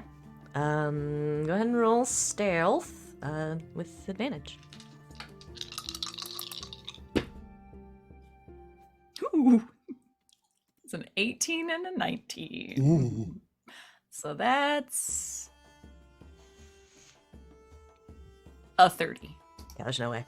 Yeah, you sneak around quietly, invisibly, behind her, and into the back room. There's a desk back here. There are a few sets of different alchemical equipment, herbalism equipment. There's, it's a very pungent smelling room. You can smell a lot of herbs and things mixed together. And then on the desk, there is a business ledger, presumably where Penguin would keep track of all of her transactions and things. Gonna look through that. Okay. Yeah, there you can see part of it. It's sort of split into two sides. So there's a page for every day. On one half is the actual transaction ledger, the money that changed hands, and receipts and things like that. And then on the other side is that day's delivery schedule for what she needs to have ready, for who, are they picking it up, is she delivering it, and about time frames for that as well. You flip through this. Interesting. Yes, I would say. You open it and you flip through to look at the past couple of weeks. The pages from this past week are torn out.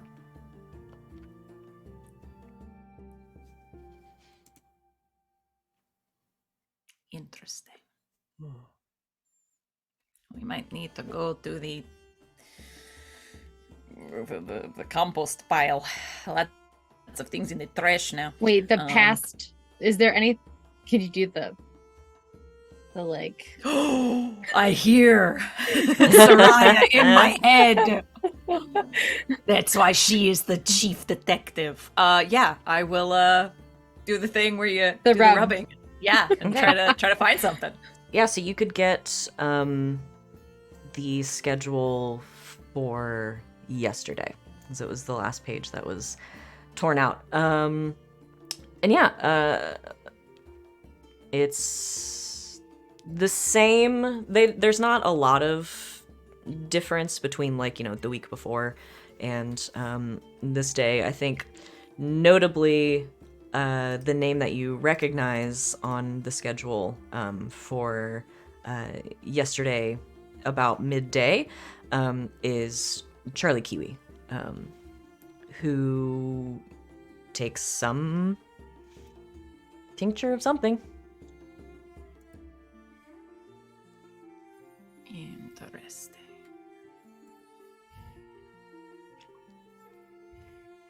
Okay. Fold up my little thing for later. A rubbing. My rubbing. Anything else curious or interesting back here? Legal documents? Confessions, I did it. Anything like that? As far as legal documents go, there's another copy of the Pollywood contract, and then there are some divorce papers.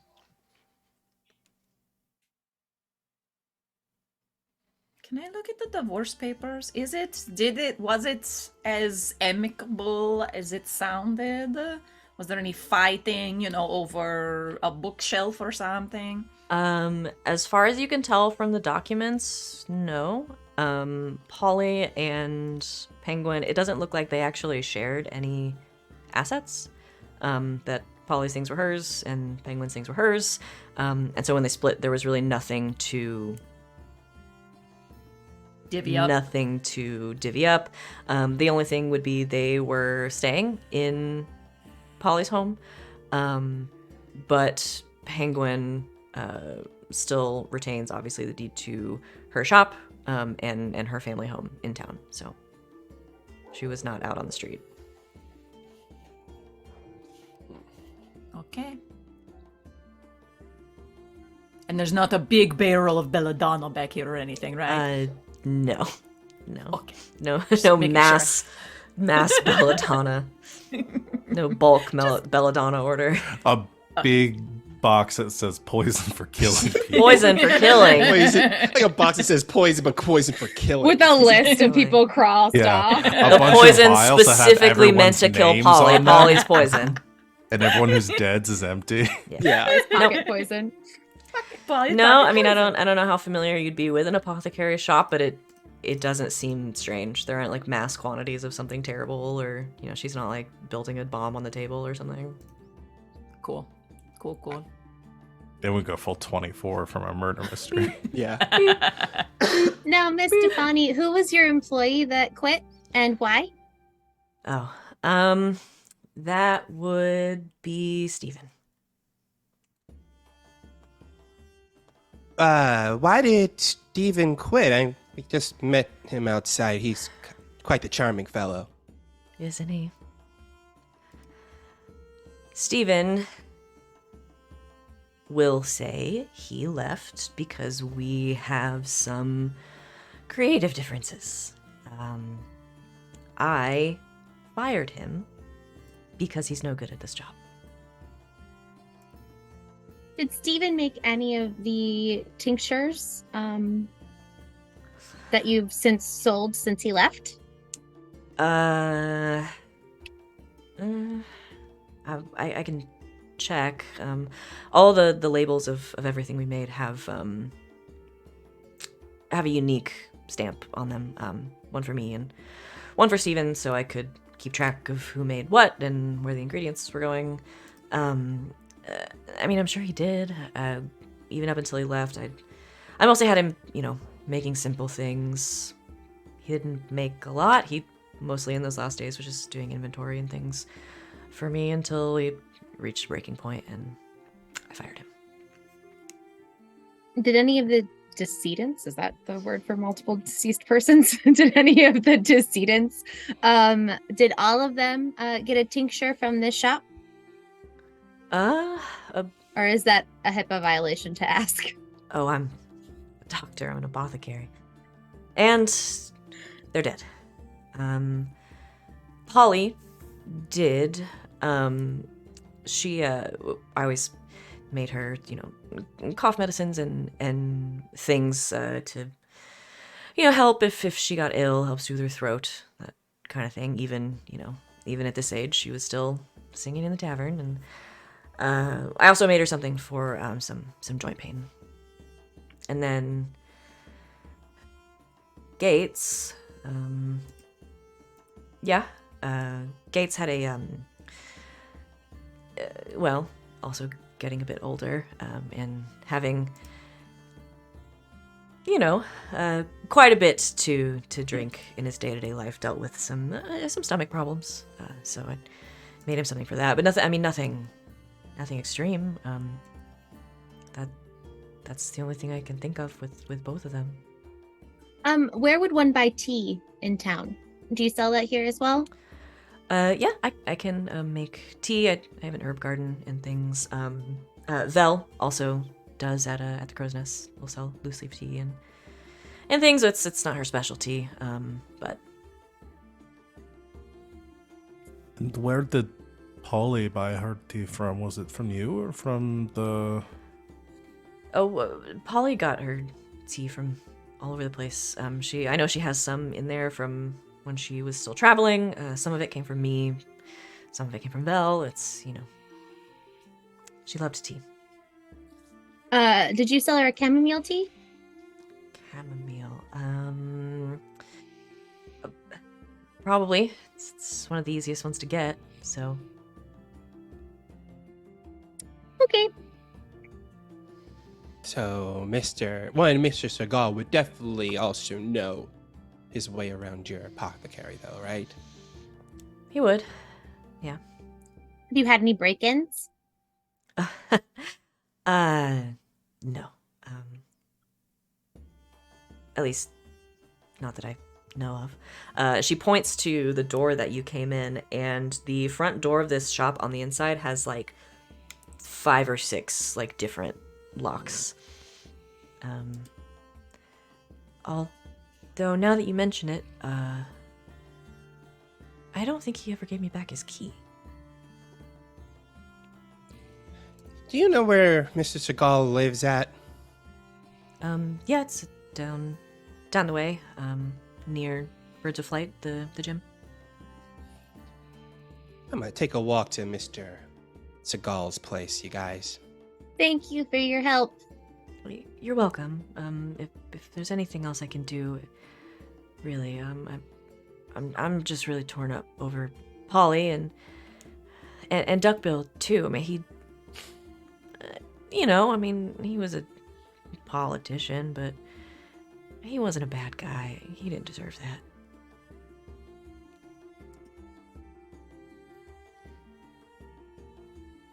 We'll let you know if we have any more questions. As they're leaving, Law turns around and says, "Oh, one more thing. There's Columbo. I knew he'd make it in. Yeah, sure. The nail polish you have, it's very pretty. Thanks. Is that the new color, or have you always had your nails painted that color? Oh, I just sort of paint them whatever color I'm feeling at the time. Brings a little color, especially in the winter like this when it's so dreary outside. And is it a color that Polly used as well? I don't remember. We looked at the body, but I don't remember if she had her nails painted too. She kept them painted a lot of the time. It's actually something we used to do together. Oh, and when you came to when you found Polly the day of the murder, did you come in through the front door or the back door? I just went in through the front, and I had a key. I tried to give it back to her, but, she told me to keep it, so it's on my ring with everything else. Right. Did you ever use I didn't see much out the back behind the house. Did you go back there often? When the weather's nice. We could take some of the folding chairs out there. Recently? Oh, well, it's been so dang cold. No,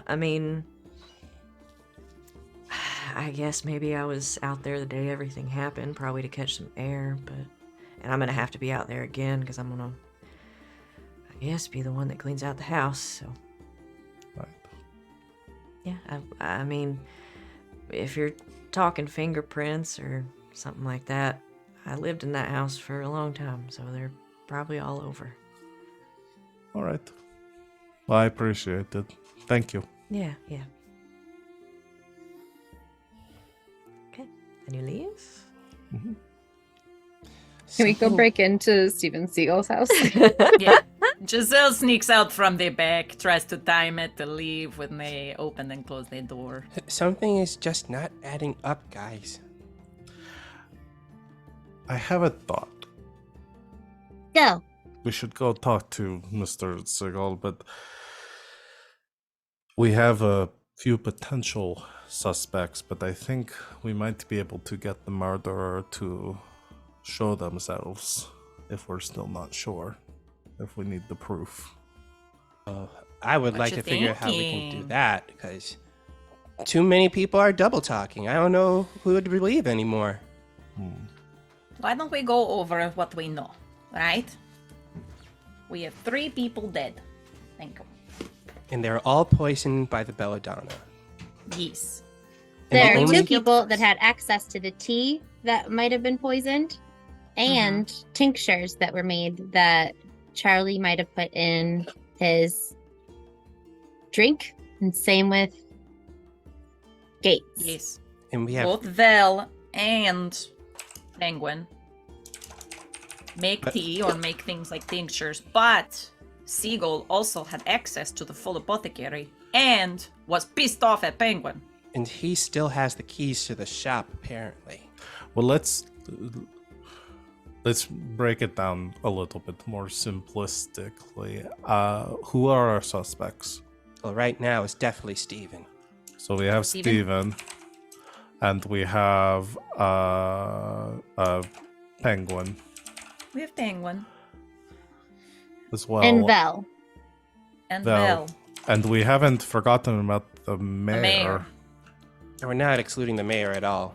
All What right. if it's a conspiracy? So who had opportunity to complete the murder?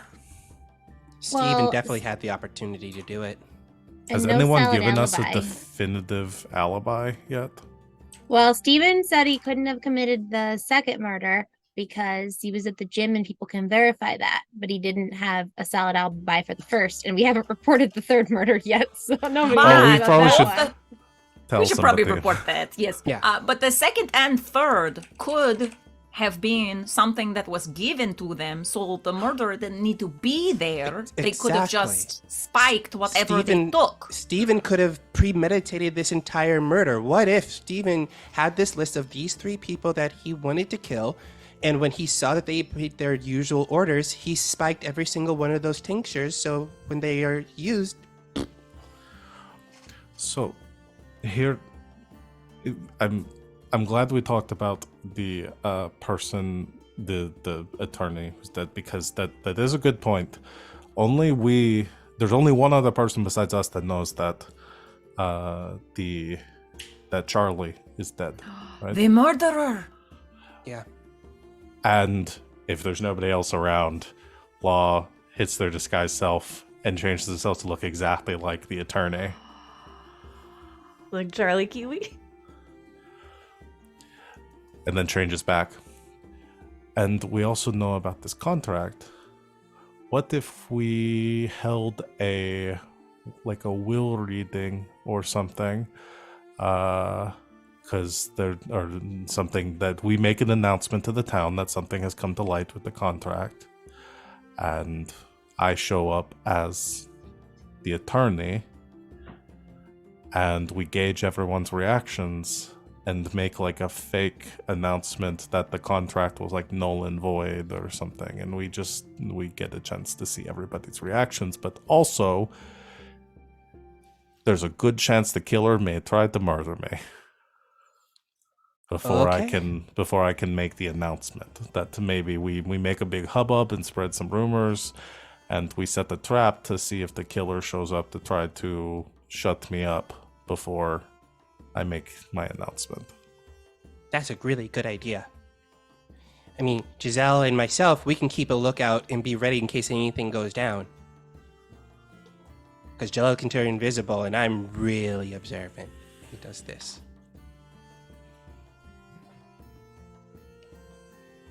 I can go start telling everybody that I ran into Charlie and he said that there's going to be a will reading. I would say that Charlie, it was Has an spread the rumor announcement? that Charlie has come across some important legal documents of Polly's that may so we're assuming that whatever it was not in order. The Pollywood will most definitively not be going forward, right? Is that the way we want to go? Well, the contract Or I can Nice. just say nothing of like, I can just say Yeah. Charlie is gonna, we found some important legal documents and he's gonna make an announcement to the town at Yes, such and such time. And Yes. I will tell the mayor and tell them to tell everybody. right. And then we wait at the law office to see who shows up to try to kill Charlie. / me. But we Right. don't let them kill me. Oh, we won't Right. let you kill. We Yeah, won't let no, them kill definitely you. not. No, you won't. Okay. We have All a right. plan to set a trap. We should go there and deal with the law office though and clean things up there. Just a little. Yeah. The dead body. Okay. Or we could just will- set me up somewhere else, and that way we're not. Why don't we do the Disturbing a reading? crime scene? Why don't we do the reading at the the mayor's- house? Yeah, at the. Oh, even better. Yeah, at the house. At the house. Say Charlie will be at the house until noon. I don't know what time it is. 5 o'clock today. Charlie will be preparing, and we'll make the announcement then. And Charlie will be there until that time to answer any questions for anyone that has them. Has them. Okay. I can go tell the mayor that if you guys want to go set up a trap at the house. Yes. And Perhaps Okay. we should do something at the law office, like I can relock the lock. And Yeah, just maybe- lock everything up, pull the curtains. Okay. okay. You go pull curtains and lock the door. I'll go tell the mayor and I'll go into the bar and I'll also make mention of that at the bar as well, just in case the mayor is the person who doesn't tell anybody about it. And then I'll meet you Right. guys at the house. We'll be at the house. Okay. Be careful. Oh, fine. There's a Don't drink reason- anything that doesn't Yeah, come no one from your drink own anything. haversack. You know what? How about I also go with you, Sarah? I was about to 'cause- say, there's a reason that there is a phrase called "Don't kill the messenger." You know. Yeah. Why don't I go with you? Also, I'm pretty hardy. I'm just saying that I have a mechanic that I am good against diseases and poisons, is what I'm saying. Okay. Have a plan. So, Sereia and Damian, you make your way around, talk to the mayor, talk to Vel, the people at the tavern, to let them know that Charlie is going to be making some kind of announcement and wants everybody at. This is at Polly's house? Yes. At Polly's. At At Polly's. 5 o'clock. And he's setting and up Charlie now. will be there until 5. Okay, and Charlie's going to be there until 5. Okay, so the two of you. Extremely murderable. set out. Just a sitting duck. Is there anything specific? Is Charlie a duck? Charlie's not a duck. He's a kiwi kiwi. bug. Charlie be a duck? Can we change Charlie to a duck? No, Duck Bill Gates was a duck. Oh. He's a kiwi. This is a little guy. So wait, was it like Phineas and Ferb rules that when he wasn't wearing his glasses, he used duckbill, but then when he put it the glass, he was duckbill Gates? Yes, that's exactly how it works. Oh yes, as chat has said, quote, well, if there was ever a time to murder Charlie, now it is. Is there, Damian and Sereia, is there anything specific in those conversations that you want to roleplay or run through? We're just pretty much hamming it up, saying, by the way, they're going to be here. We've figured at this 3. out. At 3, and like we even do, Damien even does a thing where he leaves and comes back noon at that place. That's where they're going to be. Okay. Make a big deal about Charlie being there and Charlie knowing something. Okay. Then Law and Giselle, you go to Polly's. Lock up the law offices. Go to Polly's. Law, you disguise yourself as Charlie Kiwi. Yes. Okay. And I just set up so like I when we get to the house, like the kitchen table lays out some legal documents. They're all blank. I imagine it like Giselle's invisible and like Law goes in as Charlie and then Damian and Sereia sneak in the back door so like nobody sees. They think like if anybody's watching, all they see is Charlie going Charlie's alone. in there by himself. Oh, like I think the way that like Damien sneaks in, he does full. I was like, okay, Sereia, we gotta be sneaking and we can't just go through the front door. And I like to think it's like the camera set up kind of like in Hot Fuzz where you see him run towards fence. He does a flip over a fence, then he leaps, jumps from rooftop to rooftop and lands on top of the rooftop that they were supposed to be in. And Sereia just like goes through the woods and like into the backyard and opens the door, like looking up at Damian on the roof, like this it could have been easier, but okay. Could have been. You do Could have been. Could have been. It wasn't. But so yeah, the two of you, nobody's over there right now. So you make your way in, Giselle invisible, law disguised as Charlie. After you have set up and everything, law slash Charlie, a little bit later, somebody does stop by. This is not somebody you've met yet, but he is tall, taller than most of the rest of the citizens of Haven. Dark brown eyes, mostly like brown feathers that are tipped with like pinks and blues. And he sort of ducks coming in, makes his way over. Charlie, you in here? Yeah, I'm back in here.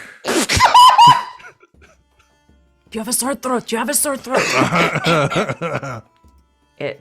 Your impressions are not getting better.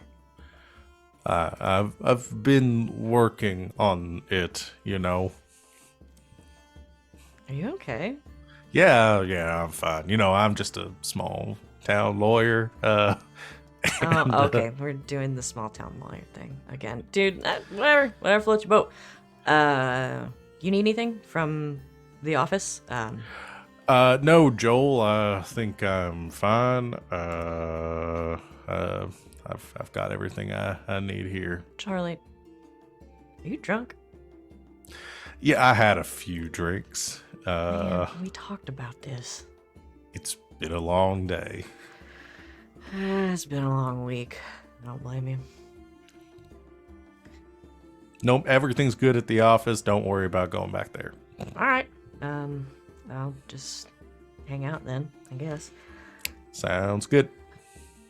You need any help going through the paperwork? Second set of eyes? Oh, no, I've got lots of paperwork here that I've gone through, definitely. Okay. Yep. What's with the secrecy?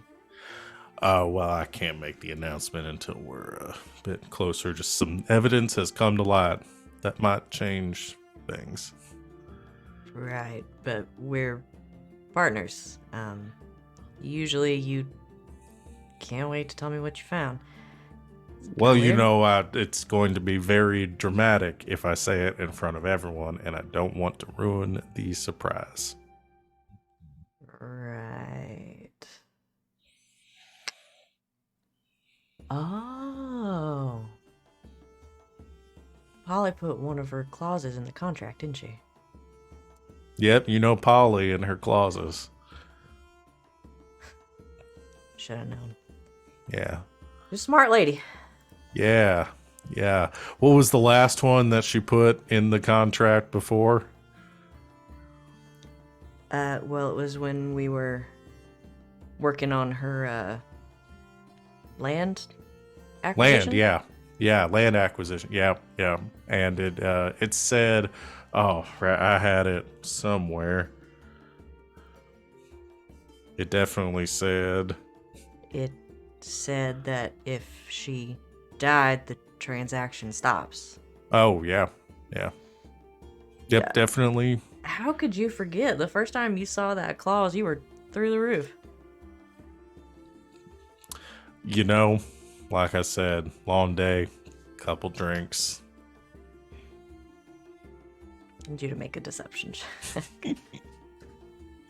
With advantage, because they look like him? Sure. I can't believe I get advantage for this. I'm trying to play it straight. Oh, I forgot to do it. It's a 13. That's a 14.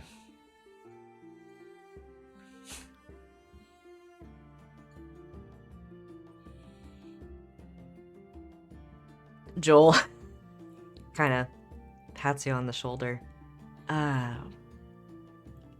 Maybe no more drinks until after the Oh, yeah. announcement. Okay. Well, I guess I'll be in the living room if you need me. I'm just gonna hang out if that's okay. Yep, sure. Living room. Sounds great. Okay. No drinks until after the announcement. All right. crazy little bird. He just goes to chill in the living room. I think I nailed it. You're doing great, buddy. It worked. Somehow. So, okay. So the clause said that if she dies, then it doesn't happen, right? Right. Was there anything like that in the contract that you found, Damian?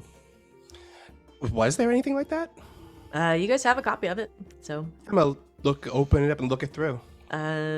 between the four of you, yeah, there is a. I Imagine am like an Giselle's attorney. invisible, and then the other two are just under the kitchen table right now. There is a clause in the contract that states that if Polly dies, the contract is null and void. So, Penguin wasn't going to get anything. No. The only person who would benefit from it would be... Was whoever Steven didn't Siegel. want this to Yeah. go through. But that means Steven would have had to know about the clause. Right, but then why would he want to kill... Why would he want to kill Charlie Kiwi then? But she had a copy. Remember? Penguin had a copy in her office in the back of the apothecary. Right. So Stephen could have seen it at any time. It's true.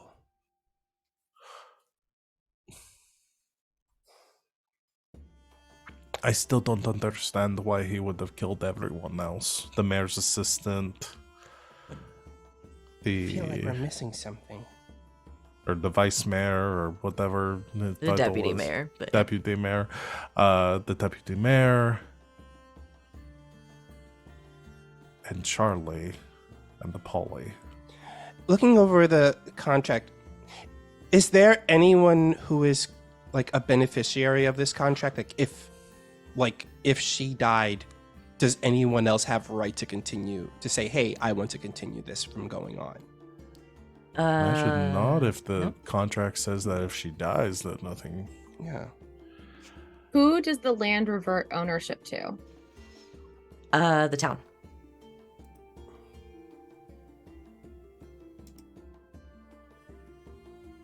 That's all I got.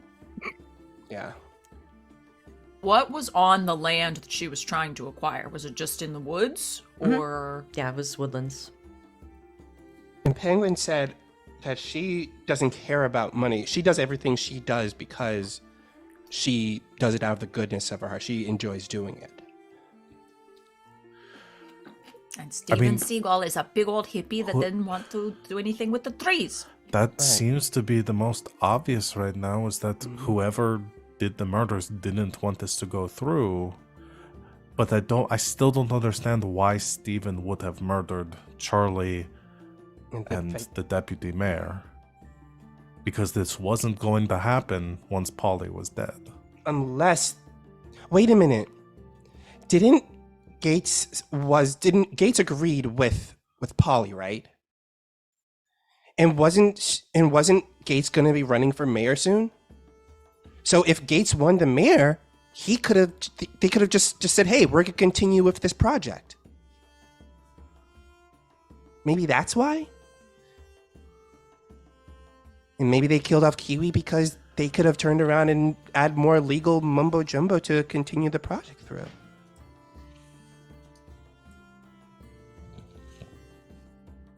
It's possible. Deal.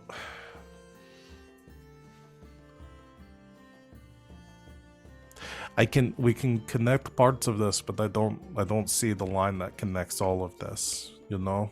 Like, I think Penguin had, if Penguin knew about the clause and secretly wanted all this to go through, then killing Polly and Charlie would make sense. Mm-hmm.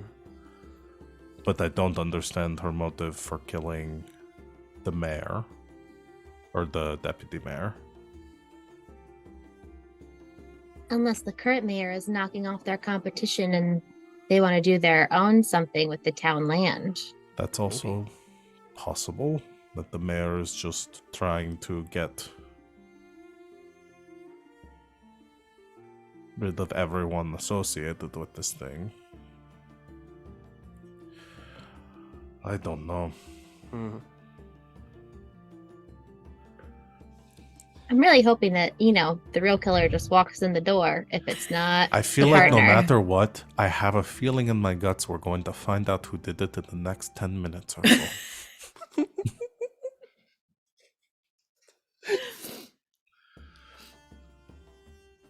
We wait to see if they reveal themselves. Yeah, we just wait because we know Otherwise, we're on the its town side. hall shows up and we vamp. Okay.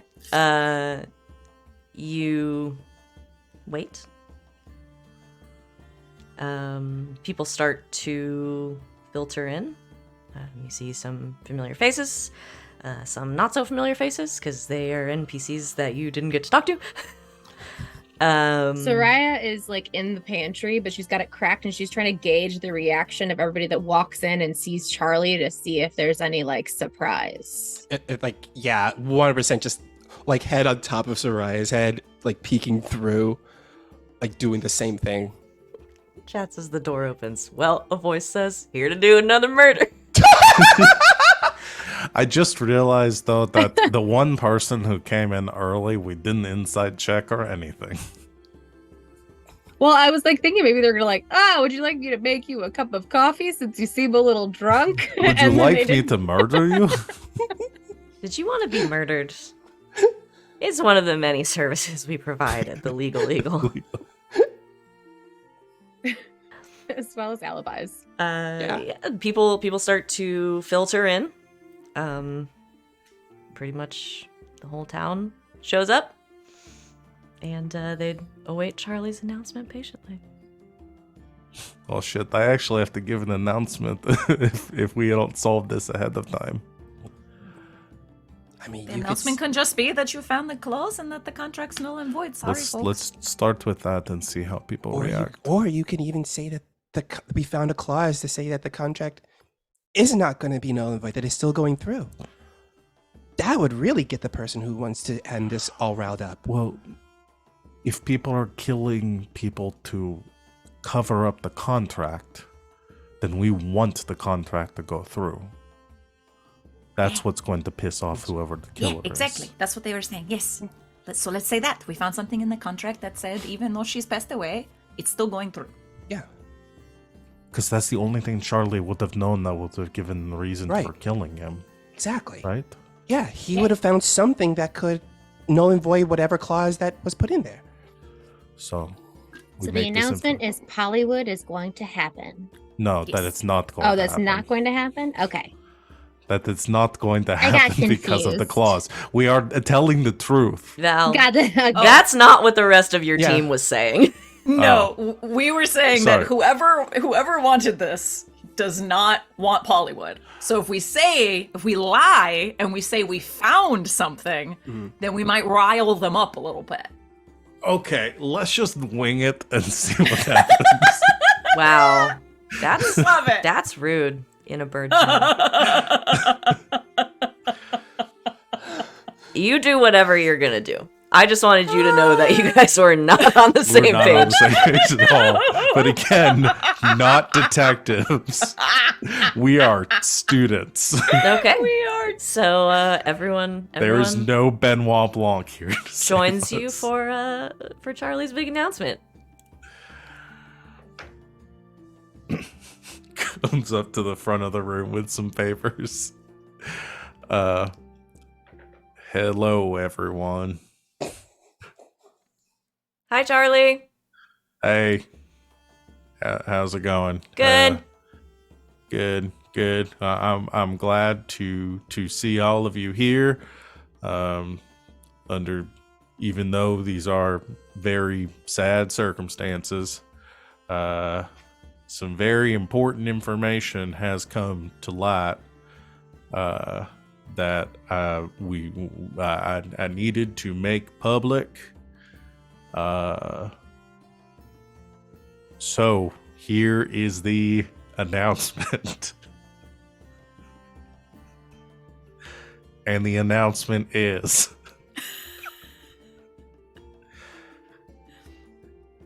Guidance. Just like very long pause. Just underneath the table, like Guidance on law for whatever happens next. Joel is kind of sitting nearby and like is leaning forward in his chair, like, Charlie, you okay? Yeah, I'm fine. During our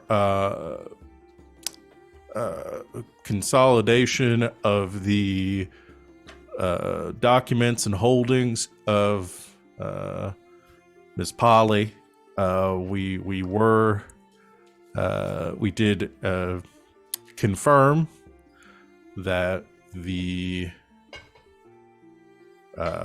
contract for the foundation of Pollywood was signed and notarized, and that the construction of Pollywood will be proceeding as planned in honor of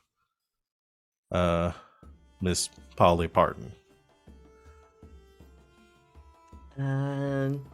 There is quite the stir in the room. Some people clearly happy at the news. There's some cheers, there's some clapping. There are a few people who just look shocked, and like they don't know what to do, and some murmuring throughout the crowd. And everyone just give me a perception check. Oh, I'm good at that. I'm not good at that. 12. That is 16. that is a 26. Oh, I have +7 perception, y'all. I rolled a 3. Damian. Yeah. At the back of the room, you see somebody, vaguely bird-shaped, standing kind of in a more shadowy corner, push themselves off the wall, and then kind of slink out the front door. Oh, I follow them. Sereia follows with Damian. I follow them. I follow them. I'm being quiet and following this person. I don't know where we're going, but I'm going too. Sereia noticed nothing. Nope, just Damian leaving. And barely that. I gotta stay Charlie, to protect Nomos. Sorry. yeah, Law Charlie, you are bombarded with many questions all at once, as two of your teammates slip out the door and begin to follow this figure down the road in the twilight. You see them make a beeline for Beakers and More, the apothecary shop, pull out a key and begin to unlock the like 6 locks that are on the front. I walk up behind the person. Do I recognize this person? Yeah, once you get close.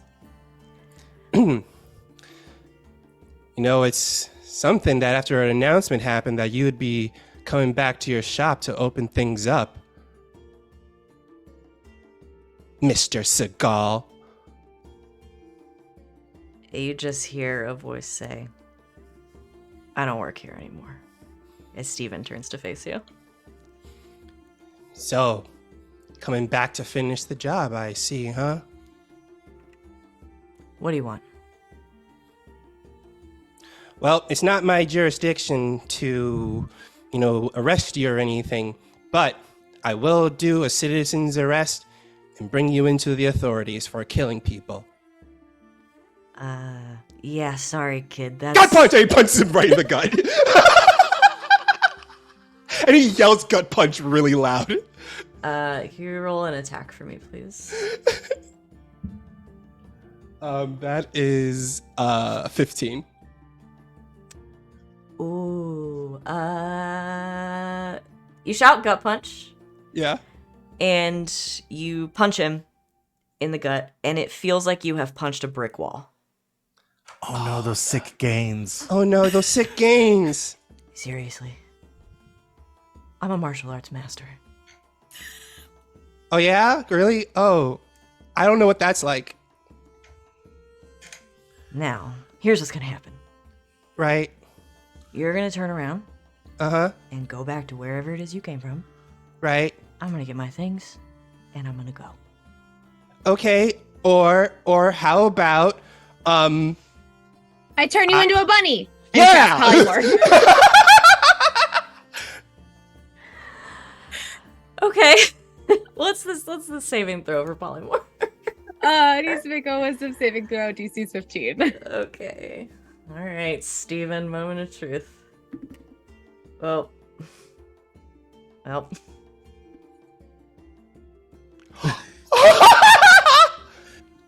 Steven Seagal is a bunny. Steven Seagull turns into a bunny. I lean Damian, down. grab him. I lean down. I pick up the bunny by the scruff of their neck. And I'm like, well, looks like this suspect isn't going to hop away. The bunny's trying to Anytime punch soon. you. Stop it. I know how to handle animals, so I The curl up. bunny's trying I to. curl up this bunny, trying to hold it tight. Bunny's trying to do martial Kicking with arts his on little you. feet. Stop it. Steven Seagull's character description does say Steven Seagull, master of Taekwondo. Just right there on the sheet. That's fucking awesome, dog. That is so awesome. That's a master. Taekwondo. Amazing. A master. Does he do a flurry of blows? Yeah. Hey. You guys didn't get to meet the gym guy, Who was the gym guy? Goosely. Next time we To visit be this fair, town, we we'll didn't tell meet the lots of winner. people because we're very bad at actually investigating crimes. So you take the bunny. To the police station. Take the bunny to the Captain mayor's Falcon. office. To the mayor's office, yeah. Okay. So I you can't believe that worked. leave Law and Giselle. No, yeah, oh yeah, that, yeah. It lost Oh, yeah. The ex parte exculpatory evidence will exonerate the Corpus Christi. I have to go. Corpus Christi. Chris Christie. And you walk out. Yes. Giselle, I imagine, follows you. Well, Law doesn't really want to like turn back and be like, "Oh, by the way, Charlie was murdered in front of all these people," because that wouldn't be a really nice way to let people know that somebody had died. I'm gonna say the crowd starts to disperse confusedly. So, and you all can find the mayor and Captain Falcon having a discussion outside. Head over to the mayor, Captain Falcon. Captain Falcon, Mayor, we have the Yeah. criminal who did all the deeds and holds up the bunny. Oh, we turned him into a bunny because we caught him in the act and they were about to get away, and I tried to beat him up, but then he blocked my sick punch. The but- bunny's trying to punch Damian in the face. Stop it! Stop it! Pop! He popped I you in will the nose. punch. Ow! Rude. We should put them in a cell and I can change them back. Do you have a holding cell? Yeah. Stop it! Um, Stop it! Okay. All right. Stop! Let's Stop it! go over to the case quackers, I guess. And take you in to the Case Quackers Guild Hall, where there's a holding cell. Is the head of Case Quackers Duck Tracy? No, Fuck! Why not? because it's co-captains Falcon and Sparrow. Is the Dep- founder there's of the a deputy. is the Deputy founder is Duck the Tracy. founder of the crime Duck- quackers named Duck Tracy? Twicey. Yes. Yeah. And you put the bunny. You don't have to roll for this. It's a bunny. Into a cell. Put the bunny in the cell. Just put the bunny Put down. the bunny down. You put him in a cell, and you turn him back, and he turns into a really pissed off Steven Seagull.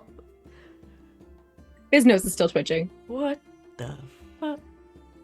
That's what we call justice. Now, do you all have any sort of evidence or anything? Well, We lay Against out Mr. everything we Oh, Siegel. found. Yeah. We talk about, you know. yeah. We really don't have much evidence No, we other really than that he was. don't. But you But guys I can was kind interrogate. of hoping he would just confess to everything once we got him in the cell. Well, Steven, he did immediately leave and then use a key that he should no longer have to break into a business that he no longer is employed to. And he said himself he was coming to get his things and leave. Steven, if we search your house, are we going to find this stuff? Oh, we should have searched Oh, we his should have house. searced the house. You didn't search his house? No, That would have been would've breaking made and sense. entering. We're not Right, we have detectives, no guys. authority to actually do any investigating. Hey, Hi, I'm here, by the way. Oh, I'm not Charlie. Turns back. I don't have time for this right now. Steven, if we search your house, are we going to find this stuff? Belladonna, maybe the missing pages from Penguin's book. These are all really good detective things to look for. Key you're not supposed to have. Turn out your pockets. We're not good at this detective thing. And Steven just kind of nods, a little ball of rage. Well, thank y'all, I guess. Figure out what to do with him once we get a confession, hopefully, on file. I would like to know exactly what the purpose was for killing all these people, because again, we haven't really solved that yet. So once Yeah, you get for the real, confession, why can did you you- forward it to Yeah. us? I mean, somebody's got to talk to him. You can do it if you want. He's not going Hey, anywhere. Steven. Hey, Steven. What? Why'd you do it? I'll fucking kill you. Hey, Sereia, All right, do you want to try forget charming about him again? Sure, why not? Okay. DC shit. 15. Oh, that's an 8. Did you do it? Did you do it? He still looks irritated. Yeah. Hi, why'd you do it? Yeah, I but did it. but why would you kill the mayor, the co-mayor, and Charlie? What did they do? The mayor goes, Charlie's dead? Oh, right, Oh, Charlie. right. is What the dead. fuck? Sorry, did you Sorry. just get a taste for it and you just had to go on a killing spree? No. Because that's some super villain level stuff right there. I killed Polly to keep Pollywood from happening. Right? She Okay. puts those weird clauses in her contract. I found one, read it, I took her out. I took out Okay. Charlie because he's her fucking attorney. He's the one that's making all of this stuff go through, and he's the one that made sure she could buy up that land from the town and write these contracts and getting them pushed through. And I killed the deputy mayor, one, because he's a fucker and I don't like him, and two, he was Pollywood's biggest supporter.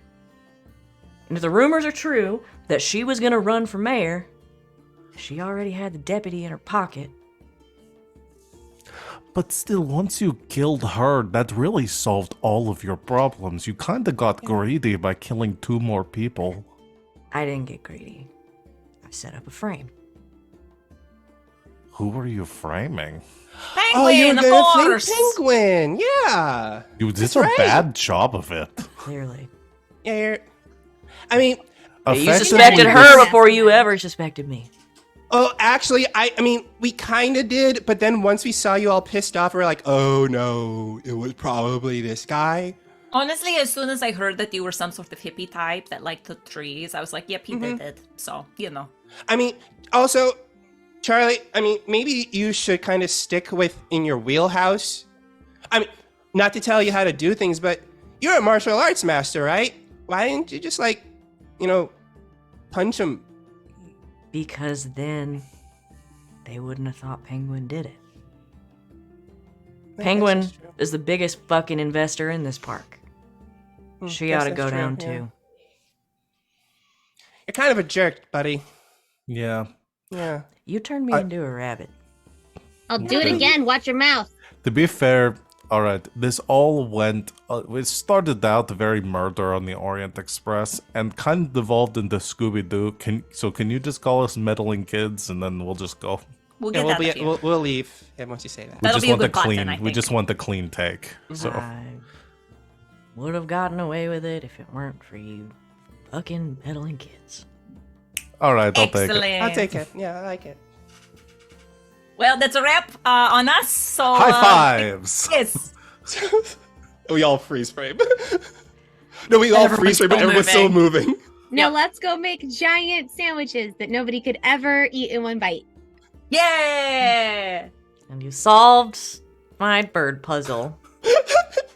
To be fair, we made jokes for 3 hours, and then Yeah. you kind of put us in a situation where you just had to show us who the killer was. You had some good Appreciate. theories. We did. We did, yeah. I had a whole thing that like Vel was mad that Polly had moved on and like The killed problem her. is 'cause all we did was come up with theories and didn't actually investigate anybody. You did some We're interrogating. terrible detectives. My whole theory was my you only could've- theory was that You could have done some investigating in the one shot that I clearly told you up front was a murder mystery.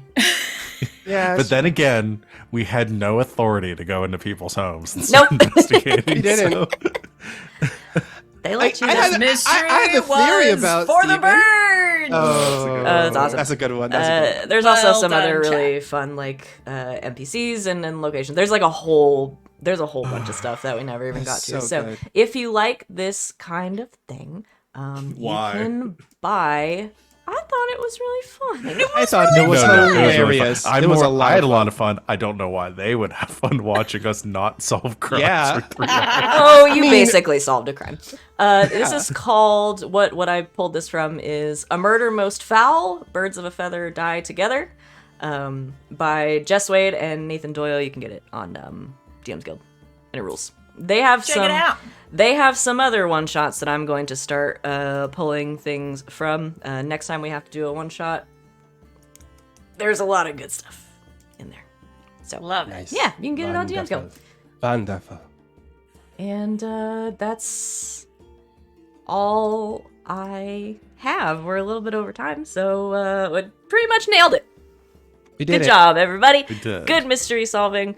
Thanks for doing this with. Thank you for Thank running Thank it. you for the game. Thank you. Thank you for dealing with our bird puns for 3 hours. Yeah, I that's assume we pretty- level up after this because this was some hard. That was hard. I Yeah, I'm- cast so many spells. I'm a sliver away from saying you wake up and it was all a weird shared fever It dream. was all a dream. But yeah, that was fun. Benoit Blanc wakes up in his Benoit bathtub. Blanc wakes up. Camera pans out. We see Benoit Blanc typing away on his laptop, and then the young children jumped up in the air and freeze framed as they high-fived and went back to the school. As he's writing his fanfic. Perfect. Yeah. Do you guys have anything you want to plug before we go? You know where to find us. Yeah, you know, if I show up Pragmagoria Themagoria's channel at 6 p.m., I'll be there playing games tomorrow. Hell yeah. And join us later tonight. Yeah, we're streaming Yeah. tonight as well. We're having a session of Ward 47, which Fowl runs. We're playing Parslings, and we left off on a big, scary, monstrous cliffhanger last time. It's going to be later tonight than it usually is. Usually it's Saturday afternoons. Tonight it's going to be at 8 p.m. Eastern time. So come ring in the new year with us as we drink and play card games, card role-playing games.